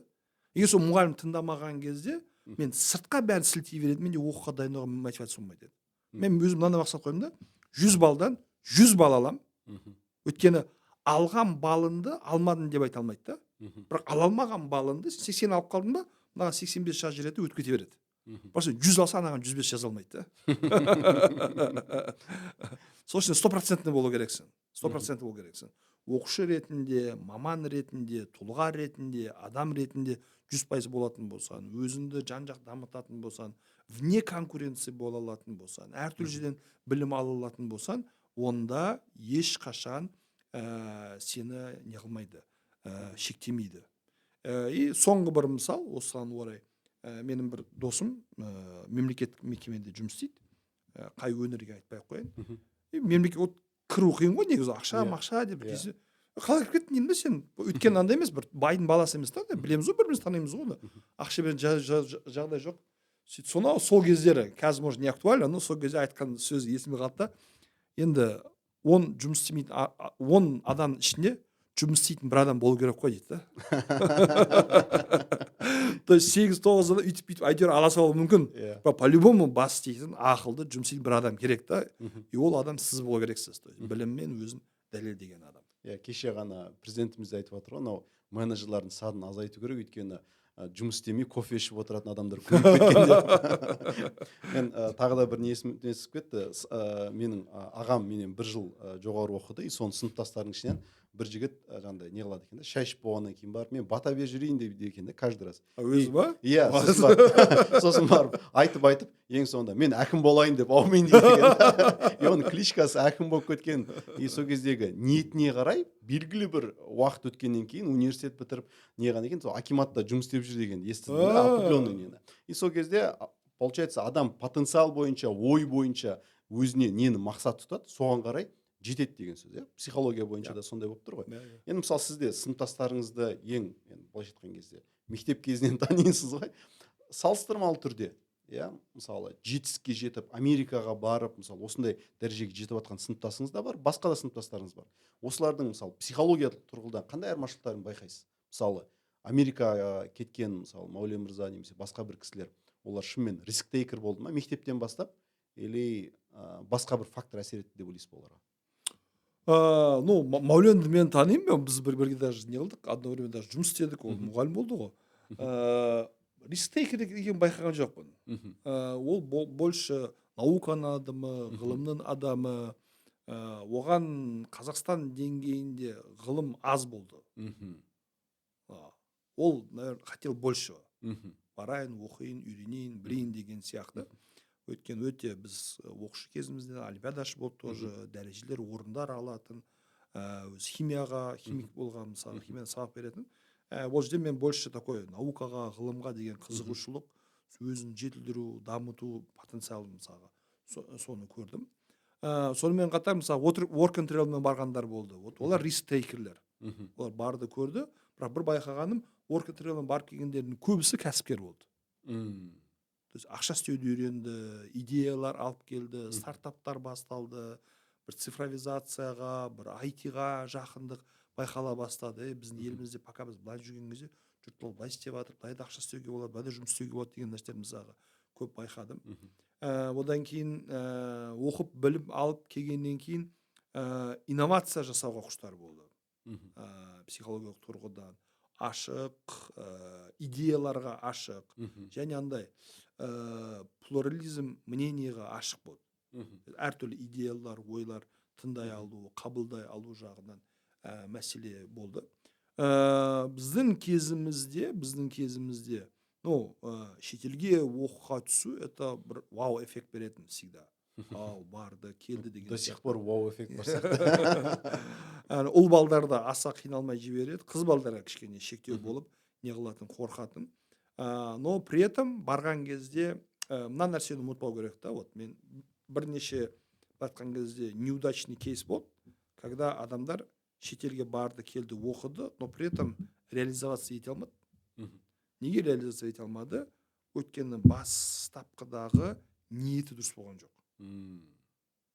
Сен шетелге турист сияқты баратын болсан, сен өмірің турист сияқты өтеді.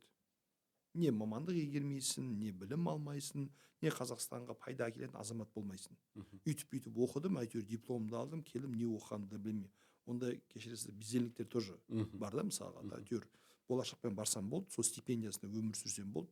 Мемлекеттің стипендиясында турист сияқты жүрген адамдар деп айтамын оларды, мысалы, стипендиясында.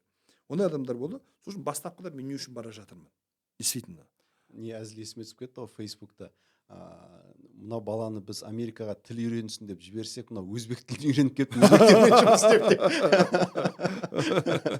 Сол секілді, өйткені Америкаға барғанда біздің Центральный Азиядан барған қаншама нелер, ол жақта да бизнес ашады. И әртүрлі нәрсе үйренуге болады шынымен ақта, өзің де сондай бизнес ашып алдыға не қыл. Потому что бизнес нәрсесін жалғастыратын болсақ, біз MIT-ге бір кісіні түсірдік қой, MIT-ге түсті, MBA-ге. И сол жерде біз MIT-ді барып көрдік, оқып жатқан кезде. Бізге көрсетті кампусты да, не үйреніп жатқанын. Сол кезде айтады, Бұрхан дейді, мен осы уақытқа дейін менің миымда, мысалы, определенный цифра болды дейді да. Жұмыс істесем де, бизнеспен айналыссам да, бір жерде не қылсам да, менде цифра болды. Жақында ғана менің группаласым, былайша айтқан кезде, Нью-Йоркқа барып келді дейді, Бостоннан Нью-Йоркқа барды, собеседование өтті, и $2 миллион жылдық жалақыға келісті, плюс бонус дейді. Определенный неден не қылатын соң, плюс бонус. Менің миым дейді, мына цифраларды естіген кезде уже не қылып кетті дейді да. Өзгеріп кетті, потому что бұндай, мысалы, біз Қазақстанда ол нәрсені даже не то что елестету, даже сөйлесуге болмайтын цифра мен үшін дейді да. Мына жаққа келген кезде бұл кәдімгі спокойный нәрселер секілді болған кезде, и сенің профессорың саған жазған рекомендациялық хат арқылы саған осындай нәрсеге эффект бере алатыны шынымен ақта супер. Қазақстанда мысалы қазір азаматтардан сұрайсың ғой, енді рекомендациялық хат керек деген кезде кімнен аламын деп шырылдап жүреді да шынымен ақта. Өйткені ондай байланыс жоқ. Мен мысалы Эдинбургтағы профессорларыма әлі күнге дейін ризамын. Доктор Эндрю Фрю, доктор Мэтью Брукта тағы да қаншама олар. И спокойно, любой момент не қыламыз. Даже күні кеше мен хат жаздым и жауап береді да кәдімгі. Семен әлі күнге дейін байланыста. Қазақстандағы нелермен мен тоже жақсы байланыстамын негізі, өйткені бірінші болашаққа түсуіме солар себепкер болды. Но байланыс ондай дамымаған да бізде. Имейл арқылы хат алмасу деген Қазақстанда өкінішке көп қолданылмайды. Бізде больше такой WhatsApp, телефон деген секілді. Сол жердегі мысалы бизнес және ашты дедіңіз ғой, work and travelмен барып келгендер. Бизнес ашты не істеді? Бірақ дегенмен де бизнестің де өзінің шектеуі болады ғой. Сол кезде мен оқиын, барып не істейін, дамиын, шетелге барып істейтін болсам, осындай уровеньге шығам дейтін азаматтар көп емес. Мысалы Асхат мырза, Асхат Сұлтанов, Хапеке Қазақстанда өте жақсы дамыды. Тыныш Қазақстанда отыра берсе болады. Дұрыс қой? Шетелге қыдырып барып келіп, риск алды да Америкаға барды. Үлкен риск алды менің ойымша. Өте үлкен риск алды, Америкаға барды, Хапеке ашты. енді ол жақта наверное уақыт талап ететін шығар, оны тонкость емес, бірақ менің байқағаным именно Техаста, именно Хьюстондағы көп азаматтар одан кейін барып не аша бастады, бизнес аша бастады. Бәлкім өзінің бизнесіне пайдасы тимесе де сол жақтағы болыпты ғой. сол жақтағы қазақтарға жақсы не болған, себепкер болған да.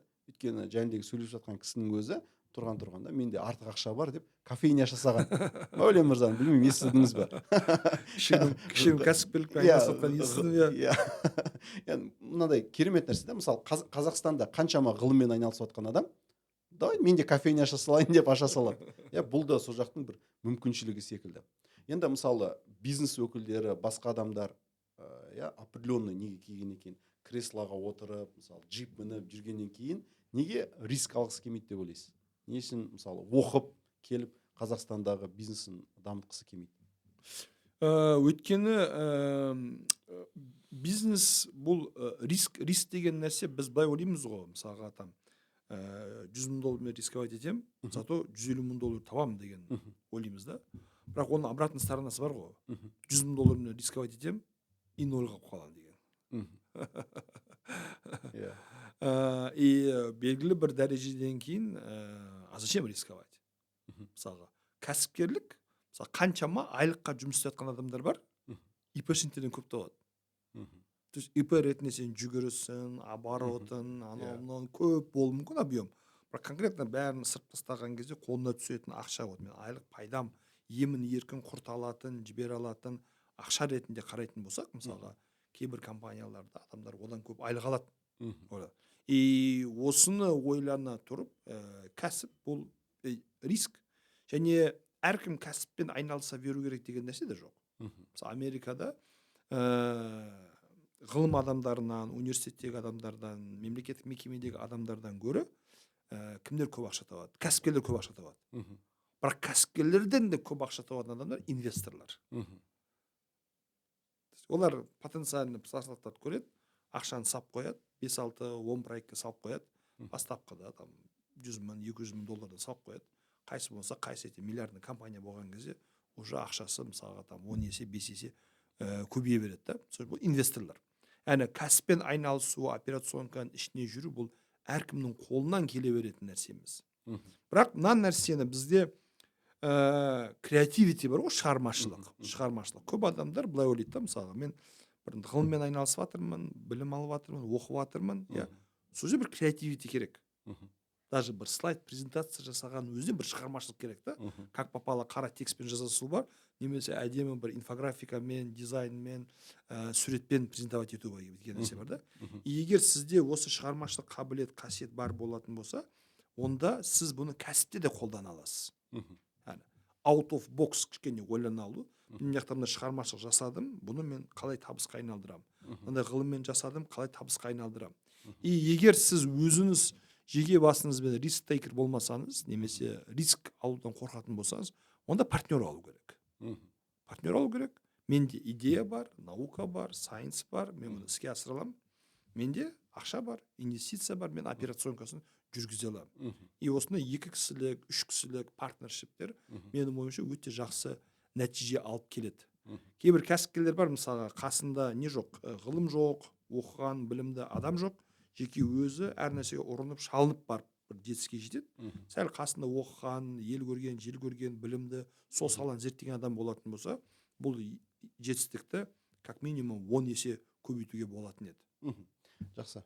Мынау идеяны былай жалғастырайыншы. Жалпы адамдар қазір біздің қоғамда біз тегін оқуға үйреніп қалғанбыз ғой негізі.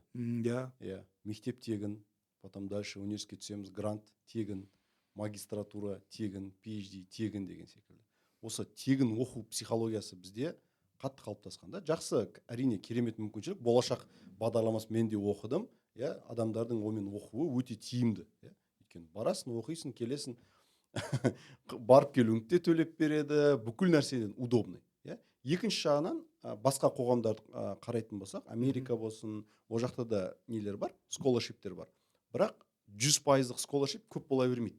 Көбінесе тек қана оқуыңды төлейді, немесе там 80%-ық деген секілді, немесе student loan деген секілді. Осы пікірді қалай ойлайсыз? Қоғамның дамуы жағынан да психологиясы жағынан. Немесе адамдар бізде шетелге барып оқуға ақша төлегісі келмейді. Мысалы қысқа курстарға Қазақстанда төлеуі мүмкін. Осы психологияны ақылдасайықшы. Өйткені мысалы қадір қасиеті жоқ, яғни сертификатында бір мағынасы жоқ нәрселерге адамдар спокойно ақша төлеуі мүмкін да, бірақ Америкаға барып оқып келуге адамдар ақшасын аяуы мүмкін. Өйткені мен бір кісімен ақшасы бірдей емес қой бірақ. Қараңыз. Курс оқу мүмкін 200-300 мың теңге. 200 мың. Мен өткенде бір кісімен сөйлесіп жатырмын. Семейден Алматыға бар жатыр. 5 миллион теңгелік курсқа бар жатыр. 5 миллион теңгелік па? Не оқып жатыр сонша? Білмедім. 5 миллион теңгелік и бір апта ғана. Бір апта. Түсініп жатсыз ба? Ал Америкада бұл 5 миллион теңге 10 мың долларға сіз кәдімгідей өте мықты жерде оқуыңызға болады. Даже сол Гарвард, Оксфорд, Кембридж секілді жерлерге барып оқуыңызға болады мысалы. Дұрыс қой? Яғни мысалы полный курс обучения ондай болмауы мүмкін, бірақ жартылай мысалы мини курстарды өтуге болады деген. Өздерінің курстары бар олар. Тегін келген дүниенің мынандай сөз бар. Тегін келген білімнің тегі болмас дейді. То есть сен қадірлемейсің, бағаламайсың, мән бермейсің. Сол үшін адамдар үнемі белгілі бір нәрсе үшін ақша төлеп отыру керек. Аз болсын, көп болсын. Қазір бізде мемлекет қалай істеп жатыр? Мысалы, сен грантпен оқып жатсың, ол негізі тегін оқу емес. Ол саған аванспен қарыз беріп жатқан оқу түрі. Өйткені грант аяқтағаннан кейін отработкаң бар. Бұрын жоқ еді, қазір егіз қойған. Сен мәжбүрледі да. Грантпен оқығың келеді ма? Отработкаң бар, бітіре салып, куда хочу бара алмайсың, мынаны істеу керек, келісесің ба? Келісем, ал саған тегін оқы. Немесе ой жоқ, мен университет бітірген еркін болғым келеді, ешкімге қарыз болғым келеді, басқа мақсаттарым бар дейтін болсаң, тогда маған грант керек жоқ, рахмет, мен былай оқи берейін. Сенде де сондай да не бар, таңдау бар да. Қазір тегін нәрсенің құны болмайтынын, оның басқа формамен, бірақ адамдар оны обязательно төлеу керектігін адамдар түсініп жатыр. Просто біздің мысалы біз өзімізді батыспен салыстырған кезде мынандай қарапайым айырмашылықты ұмытып қаламыз. Бізге 30 жыл, оларға 200 жыл. Англия білмеймін вообще тарих қашан бастады мысалға.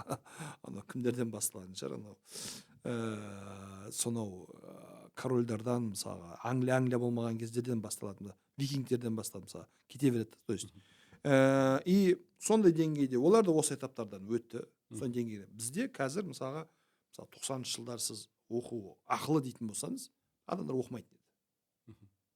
Оқымағаннан кейін біз халық жетістікке жетпейтін едік. Бірақ мемлекет не істеді? Өте дұрыс саясат ұстанды. Не істеді? Білім 100% тегін. Оған қалса, мысалға КТЛ сияқты, НИШ сияқты, РФМШ сияқты мамандырған специализированный мектептер тоже тегін дарынды балдарға мысалға да. Одан кейін университетте саған грант, одан қалса, пожалуйста, шетелге бакалаврын бұрын болашақпен балға барады мысалға, оқып келуге де тегін жағдай мүмкіндік жасады. Неге? Адамдар барсын, көрсін, дәмін алсын. Дәмін алғаннан кейін қалай күшті ма, керемет па? О да. Енді осыған төле. Енді осыны ақыл қылайық. Қазір жайлап менің ойымша университеттегі грант санын азайту керек мысалға. Бір сөзбен айтқан кезде или уақытпен төлейсің, или ақшамен төлейсің. Или уақытпен төлейсің, или ақшамен төлейсің. Университетте гранттардың саны мысалға қазір жайлап менің ойымша азайту керек. Одан кейін енді негізгі орта білім бар, бірақ университеттерде мысалға ата-аналардың қазір не ашылды, арнайы бағдарлама ашылды. Сен 1-ші класстан бастап баланың депозитіне ақша жинайсың. Белгілі бір сумма жинағаннан кейін 11-ші класқа барған кезде сол депозитпен баланы оқытасың мысалға. Ақшаң көбейе береді. Хочешь Қазақстанда, хочешь шетелде, хочешь елде деген сияқты мысалға. Бұл өте тиімді инструмент. Көп ата-аналарға бұны қолдануға кеңес беремін. Қазір мен сізге мынаны айтайын, мысалы, табысы енді ортадан жоғары белгілі бір деңгей табысы бар адамдар балдарын тегін оқытқысы келмейді. Ақылы балабақшаға бергісі келеді, ақылы мектепке бергісі келеді, ақылы университетке оқығысы келеді, бергісі келеді мысалға. Бір жыл бойы грант, не грант деп ми ашып, тест жаттап, бас уланғаннан гөрі университетте келіп сабақтарды оқи берсін. Портфолио дайындасын, эссе жазсын, ресерч жасауды үйренсін, зато мен оған оқуын ақшасын төлеп берейін деп соған мысалға не істеп жатыр, дағдыланып келе жатыр. Яғни біздің Қазақстанда да елде де білім үшін төлеу керек. Төлеген кезде жақсы сервис болады. Төлеген кезде жоғары сапа болады. төлеген кезде баланың білім алуы, оқуы, үйренуі, ортасы мүлдем басқаша болатынына сеніп жатқан қаншама ата-аналар бар. Сол үшін біздің тренд ол жаққа бара жатыр.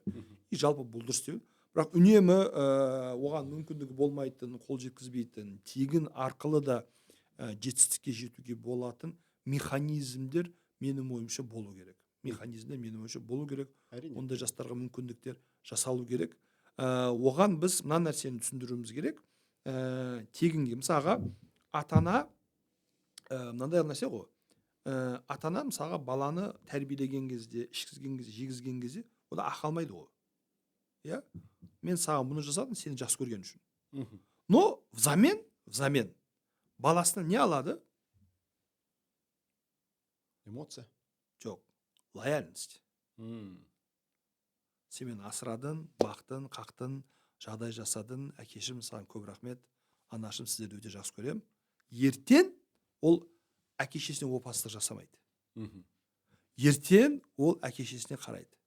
Ертең ол отбасына қара бұлт төнген кезде қорғайды. Мысалға. То есть оның да бір ақысы бар айтқан кезде. Мемлекетте бір отбасы ретінде қарайтын болсақ, тегін жағдай жасадым, адамдардың бұған рахметі не болу керек? Отанды жақсы көр. Елінді сыйла. Халқынды құрметте. Халықтың басына, елдің басына бір қара бұлт төнген кезде қорға. Ешкімге в обиду берме. Өйткені бұл мемлекет сен өсіп өтуіне жағдай жасады. Тегін асырады, оқытты, мүмкіндік берді. Оның қайтарымы елге қызмет ету арқылы. Бұның қайтарымы елді қорғау арқылы. Бұның қайтарымы елдің атын әлемдік деңгейде жеткізу арқылы, және ертең қиналған кезде еңбегімен, біліммен еліне атсалысу арқылы. Елді қорғау деген кезде мен не есіме түсіп жатыр да, осыдан 2 күн бұрын Brown Admission деген парақшада бір нені көрдім. Не үшін Браунды таңдадым? Ivy League'ке кіретін мықты университет. И сол жердегі бір жігіттің суреті тұр. 6 жыл бойы әскерде қызмет жасаған екен. Мектептен кейін әскерге барған. 6 жыл әскерде болғаннан кейін барып, осы Браун университетіне, дүние жүзіндегі топ 10-қа кіретін университетке түсіп тұр. Бұлай, сол кезде салыстырмалы түрде ойлаймын да, Америкада адам әскерге барғаннан кейін оқуға деген құлшынысы, осындай мықты университетке түсу мүмкіншілігі бар. Бірақ өкінішке орай бізде әскерге кімдер барады? Ешқайда түсе алмай қалған. Бос жүрген балалар бос жүрмесін, елді қорғасын деген секілді. Мысалы, осы әскердің өзін интеллектуально көтере алсақ, шынымен-ақ. Өйткені Малайзияға бардық. Малайзияның шекарасынан Джохор-Бахур деген Сингапурмен шекара қалада жүрміз. И сол жерде әскерін көрдім да. Қандай әдемі, киінген киімі, не емес та, аш былай несін, ременін 5-6 несін ауыстырып, неғып жүрген адам жоқ былай. Мен айттым, қандай тамсанасың, Дубайға барғанда да сондай шекарадағы киімдері бір алтын жалатылған киім секілді. Сол кезде айтамын, мысалы, даже сол қазір біздің клиенттердің ішінде шынымен-ақ әскерден болса да Америкаға әртүрлі неге түсіп жатқандар бар. И соларды көргенде қуанасың. Шынымен-ақ қуанасың. Осындай адамдар. Осыны біз қоғамға сіңгізуіміз керек та. Бізде өкінішке орай мынандай бір этап өмір сүру әдеті бар да. 9 жыл мектеп, одан кейін колледж, одан кейін университет, одан кейін магистратура, одан кейін бітті все. Осымен оқу, білу, алу, наука тоқтап қалады деп ойлайды мысалы. Мен ата-аналарға мынаны айтамын. Мектеп бітіргеннен кейін университетке түспей қойыңыз. Америкада gap year деген нәрсе бар. Түсініп, 1 жыл, 2 жыл бала бос жүреді. Бос жүреді болған кезде мектеп аман-есен бітіреді, дайындық курсқа жазылады, өзін іздейді, өзін таниды, жұмыс істейді, волонтер болады, ақша табады. Даже 1-2 жыл жұмыс істеп, өзінің болашақ университеттің ақшасын жинап алады. Ата-анама жүктеп болмайын деп. Сөйтіп одан кейін барып, мысалы 2 жылдан кейін әбден танып біліп оқуға түседі. Оқуға түседі, одан кейін жұмыс істейді. Жұмыс істеп, зерттеп, қарап үйренгеннен кейін, магистратурамда мынау керек деп магистратураны более осознанно таңдайды. Оны бітіргеннен кейін тағы да жұмыс істейді, анда-мында жүреді, PhD-ді более осознанно таңдайды. То есть асықпай рет-ретімен оқу, білім алу, үйрену, шетелге бару ешқашан кеш емес, және ешқашан қиын емес. Осыны біз оғына алатын болсақ, онда сапалы білім алатын боламыз. бізде қазір бітірдің ба, ойбай грантқа түстің, түспеу ақылы не болса да әйтеуір бір жерге кіріп кет. Баламыз университетте бітті, бір марафон кетті. Екіншісі, бітірдің ба, ойбай тез магистр оқып ал, ертең үйленесің, тұрмысқа шығасың, істемесің. Ол магистр оған керек па, керек емес па, тақырыбы қызық па, қызық емес па, ол магистр тақырыбы қоғамда, нарықта сұранысқа ие ма, жоқ па, ешкім білмейді. Әйтеуір оқып алдым, 5-6 диплом алдым, соны бітті, дейміз, ары қарай мүлдем оқымаймыз. Негізі оқу ол не қандай, life long learning қой, то есть өмір бойы оқу. Мысалы сіз оқу мен мектеп пен университет арасында бір 2 жыл болатын болса, университет бакалавр мен магистрдің арасында бір 4-5 жыл болатын болса, магистр бітірдің PG арасында 4-5 жыл болатын болса, получается 40-45 жасқа дейін сен оқи бересің да, білім ала бересің, өзін дамыта бересің. И всегда алған білімін, алған оқуын актуальны болып жатады. Осы тұрғыдан әскерде жүрсе де, басқа салада айналысса да, жасы әртүрлі болып, әлі де қызығушылық білдіріп, документ тапсырып, мысалға сіз сияқты компаниялардан, менторлардан көмек сұрап, жолын біліп алатын болса, дамып жатса, менің ойымша бұл өте керемет, өте құштарлық дүние вообще. Иә, ойыңыз жақсы әрине, бірақ мектептен кейінгі қазір gap year опасно ғой. Неге? Әскерге кетіп қалады ғой. Көбісі әскерге кеткісі келмейді өткен жылы неден. Сол үшін біз қазір көбінесе не жасаймыз? Өйткені көп ата-аналар ойлайды, 11 класс бітірген кезде біз Қазақстандағыдай шетелге тапсырамыз деп ойлайды. Негізінен дайындық процесі одан ерте басталады ғой. Ол жоны оффер алған кезде біз мысалы қазірден 8, 9, 10 сыныптарға преп деп айтамыз, яғни дайындық нәрсе жасаймыз да. Өйткені 8 сыныптан бастап, 9 сыныптан бастап осознанность, мысалы университеттерді көру, университеттердің виртуальный туры, университеттерді таңдау, не үшін бұл университетті таңдаймын, не үшін түсем деген секілді. Шетелге түскен, мысалы түсірген оқушымен инстаграмда эфир өткізіп жатырмыз, и сол кездегі комментарийлер да, басқа ата-аналардың, басқа нелердің қандай осознанный бала. Қалай мысалы, өйткені Қазақстанда жүрген кезде студент или оқиды, или жұмыс істейді, мысалы. Жұмыс істейтін болса, ол оқымайтын студент деген сөз. Шетелде, мысалы Америкада болсын, басқа елдерде болсын, сен университеттің өзінің библиотекасында жұмыс істеуге мүмкіншілігің бар, сыртта жұмыс істеуге мүмкіншілігің бар. Профессордың көмекшісі бола береді. Сол кезде не болады? Ол бірте-бірте өмірге де бейім, и жұмысына да бейім болады. Өйткені бізде Қазақстанда өте көп қой, 4-ші курсты бітіргеннен кейін опытың бар ма десе, опыт жоқ деп айтатын. Өйткені даже ізденбеген ғой. Жаз уақыттарын демалыс үйде жатып өткізген, ешқандай практикадан, ешқандай стажировкадан өтпеген. Кеше ғана мысалы бір кісіге стажировкадан өтіңіз, 1-ші курс екенсіз, былай істейтін болсаңыз, кейін тек қана просто шетелге түсу емес, Оксфорд, Гарвард, Кембридж, Стэнфордқа түсіруге возможностьіңіз болады. Осыны жасаңыз деген кезде, стажировка деген не деп сұрақ сұрап жатыр. 1-ші курсты бітірген азамат уже 2-ші курсты бастап жатыр. Бұл получается бізде ондай пікір қалыптаспаған да. Шетелге оқуға түсу үшін мектеп оқушысы, одан кейін мысалға университет студенті қанша уақыт бұрын бастау керек? Бұл жыл ма, бұл ай ма? Мысалға бағана айтып қалдыңыз, 11-ші класста мен шетелге түсем де уже кеш. 8-ші класс тым ерте емес па? Қай уақытта қой идеально болады? И басталуына қай уақытта бастауға не әсер етеді? Оқу нашар болатын болса, давайте 5-ші класстан бастайық. Оқу жақсы, осын істеп келе жатса, 10-ші класстан бастайық деген бір бар ма регламенттер? Қараңыз, егерде және өзіңіз айтып қалдыңыз ғой, мысалы коррупцияны тудыратын нәрсе бірдей адамдардың болуы деген секілді. Шетелде де мысалы түсіп түспеуіңізді көрсететін нәрсе сол бірдей адамдардың қатарында болмау. Түсініп отырсыз ба? Бала немен ерекшеленеді мектепте жүріп? 11-ші сыныпқа дейін бала тек қана сабақ оқыған болса, биология, химия, физика, айтқан нәрсені істейді, үйіне барады, ұйықтайды, келеді. Сондай болатын болса, ол Қазақстандағы университетке түсуі мүмкін, наверное, ENT-ны тапсырып, бірақ шетелдің университетіне түсе алмайды. Өйткені ешқандай айырмашылық жоқ та. Гарвард сен не үшін таңдау керек? Получается, сен определенный мақсатың болу керек, біріншіден, ниетің, мақсатың, осознанность болу керек. И осознанностьті жасау үшін бұл мамандық шынымен менікі деген нәрсені қалыптастыру үшін определенный нәрселер жасау керек. Мысалы өткенде бір кісімен ата-анасы дәрігер екен, и баласы отыр, нейрохирург боламын деп жатыр, невропатолог боламын деп жатыр. И мен баладан сұрап жатырмын, не үшін невропатолог боласың? Осындай да осындай. Хорошо. Сен кімді емдегің келеді? Сау адамды емдегің келе ма? Или мысалы даун синдромымен адамдарды емдегің келе ма? Или мынандайларды емдегің келе ма? Балада жауап жоқ. барлығын емдей беремін. Өйткені жауабы жоқ. Сен именно не үшін қызығасың бұған? Иә, сен более хирург болғың келе ма, кабинетте отырып дәрі жазып бергің келе ма? Сұрап жатырмын да. Специфика работа, өйткені әртүрлі ғой. Иә, біреу не қылуы мүмкін. И балада әлі ойдың қалыптаспағаны көрініп тұр. Не үшін қалыптасқан жоқ? Өйткені сопутствующий нәрселер жасаған жоқ.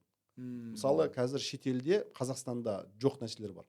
Summer programs деген бар. Түсініп жатсыз ба? Мысалы, Гарвард, Оксфорд, кез келген американский университеттерде летний школьный программы бар. Оқушыларға арналған. Оқушыға арналған. Даже мысалы middle school'дан бастап, яғни 5-6 сыныптан бастап қызықтыратын бағдарламалар бар.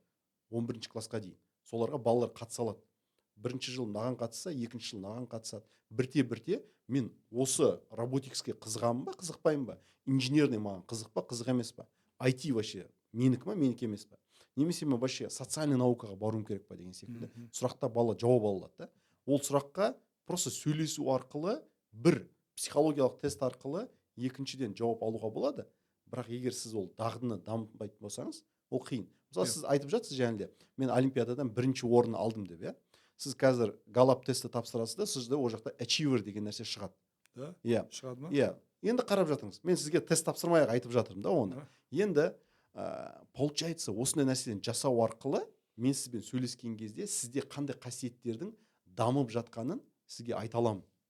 Бір адам галап тест тапсыруы мүмкін, вот сен achieverсің, сенде leadership, communication дамыған, но сен оны дамытпасаң, оның қандай несі бар? Түсініп жатсыз ба? Иә. Сол секілді мынау преп бағдарламасының, басқа да бағдарламалардың, мысалы студенттерді болсын, мектеп оқушыларын алдын ала дамытудың рөлі, ол алдын ала дайындықтан. Бұл қазір IELTS немесе тағы да басқа SAT, GRE секілді емтихандар қысқа уақыттық нәтижені көрсетуі мүмкін да сізге. Ал long term результатыңызды сіздің эсседен байқаған кезде, сізбен интервьюден сөйлескен кезде байқаған кезде, мысалы байқауға болады. Сізбен сөйлесіп жатырмыз, сұхбат бойы, сіздің тәжірибеңізді осы неден де подкасттан, сіздің біліміңізді жаңағыдай admission committee эксперттер сразу түсінеді осыдан. Сөйлесіп отыр ба? Иә. Простой нәрселерден сөйлесіп отырып, сіздің өмірлік мақсатыңызды түсінеді. Өйткені кеше ғана накактан шақырту болып жатыр. Бізде там strategic planning for yield не дейді да, жаңағыдай тапсырып жатқан студенттерден именно бізге келетін адамдарды таңдау жолын үйретеміз дейді. Өйткені кез келген адамға оффер тарата берсеңіз, сіз там определенный емтиханнан жоғары деген секілді, ол адам егер келмейтін болса сіздің университетке, сіз бостан босқа жұмыс істеп жатсыз дегенсіз да, admission committee'де. Сіз сонда каждый хатты оқыған кезде потенциальный сізге келетін адамды түсіне білуіңіз керек, талнай білуіңіз керек. Олар да кәдімгідей психолог екен ғой. Иә. А сол үшін біз мысалы адамдармен мысалы ағылшыныңыз болмаса да бізге келіңіз, біз сізге определенный технология бойынша жұмыс істейміз деп айтамыз, иә. Көп адамдар ойлайды ғой, ол что там, эссе жаздың, тапсыра салдың, түсіп кеттің деген сияқты. Мен айтамын, қараңыз, сіз ағылшын тілін оқып жатсыз, IELTS-та 2 айыңыз бар әлі IELTS тапсыруға. Мысалы да университет бітірген адам. Біз сізге application ашамыз, бірінші технологияны жасаймыз да, show up, өзіңді көрсет. Сен бір күнде application аштың, ерте тапсырып тастасаң, сен любой кандидаттың біреусің. А сен алдын ала аштың, ойландың, іздендің, иә? Соның көрсеткіші да ол 2 апта. Потом олар саған имейл жібере бастайды, маркетинг жасай бастайды да олар. Олар саған артыңнан жүгіре бастайды. Потом барып сен тапсырасың. Сен оларға имейл жазасың. Иә, деген секілді. Енді өте көп технологиялар бар. Қазіргі бүгінгі подкастымыз оған сыймас. Тағы да бір сізбен отырып сөйлесу керек секілді бұл неге. Енді мына процесстерді менің ойымша бір жан-жақты ашып түсіндіру керек. Көп ата-аналар біле бермейді. Бұны күрделі, қиын, тек қана белгілі бір топ адамдарға ғана қол жетімді деп ойлайды. Бірақ әр қазақтың қолынан келетінін тек қана жолын білсем болды, соны біле бермейді. Бұны бір алдағы уақытта ашып бір айту керек. Келесіде мен сізді подкастқа шақырайын. Жақсы, келістік. Біздің оқырмандарға айтып бересіз бұны жан-жақты. Жақсы. Енді сөздің соңында сізге біздің подкасттың бір несі бар. Кітабымызды сыйлыққа неғыламыз. Бұл Америкаға жол деген кітабымыз біздің Алматыдағы үлкен конференцияда 2023 жылы тұсауы кесілді. Сол кезде менің әкем өзінің батасын беріп неған кітап. Бұл біздің отбасы ретінде не үшін оқуға кеткеніміз туралы, Ұлыбританияға барып, одан кейін Қазақстанға келгеннен кейін Америкаға барғанымыз туралы қысқаша бір жазылған кітап. Көп азаматтар оқып, шабыттанып, кеше ғана бізбен бірге баласын Америкаға түсірген Айбек мырза жазып жатыр. Сізден алған кітапты қимастан оқимын деген 9 сыныптың оқушысына подарить еттім дейді да. Мен айтамын, Айбек мырза, Астанаға жолыңыз түсіп келіп жатсаңыз, Тағы да офиске беремін келіңіз, дейсіз ба? тағы да бір кітапты сізге сыйлыққа беремін деп айттым. Иә. Тамаша. Көп рахмет. Өте қуаныштымын. Құда қаласа кәсібіңізге, жұмысыңызға береке, сәттілік. Қазақтың балдарын, қазақтың жастардың көзін ашып жатсыздар. Әлемдік деңгейде білім алуға мүмкіндік беріп жатсыздар. Бұл өте құнды, өте қажет дүние. Қажет дүние. Айтады ғой андай 100 рет балық жегізгенше 1 рет балық ұстауды үйрет. Мгм. Сіздікі сол, балық ұстауды үйретіп жатсыздар. Методика, технология. Ары қарай ол барып білімін қазбалап алатын азығын, несібесін ала береді сіздерге. Көп рахмет. Достар, бүгін өте керемет эфир болды деп ойлаймын. Психологиялық тұрғыда жалпы адам не үшін даму керек, шетелде не үшін оқу керек, өзінің потенциалын қалай ашу керек, және біздегі бар қорқыныштар деген, немесе тағы да басқа сезімдер қайдан келді бізге деген секілді, немесе сонымен күресудің жолы қандай екенін соны қысқаша сөйлестік. Бүгін бізде сұхбатта болған номер 1 отбасылық психолог Ержан Мырзабаев. Келесі Рахмет. подкасттарда кездескенше сау саламат болыңыздар. Сау болыңыздар. Рахмет.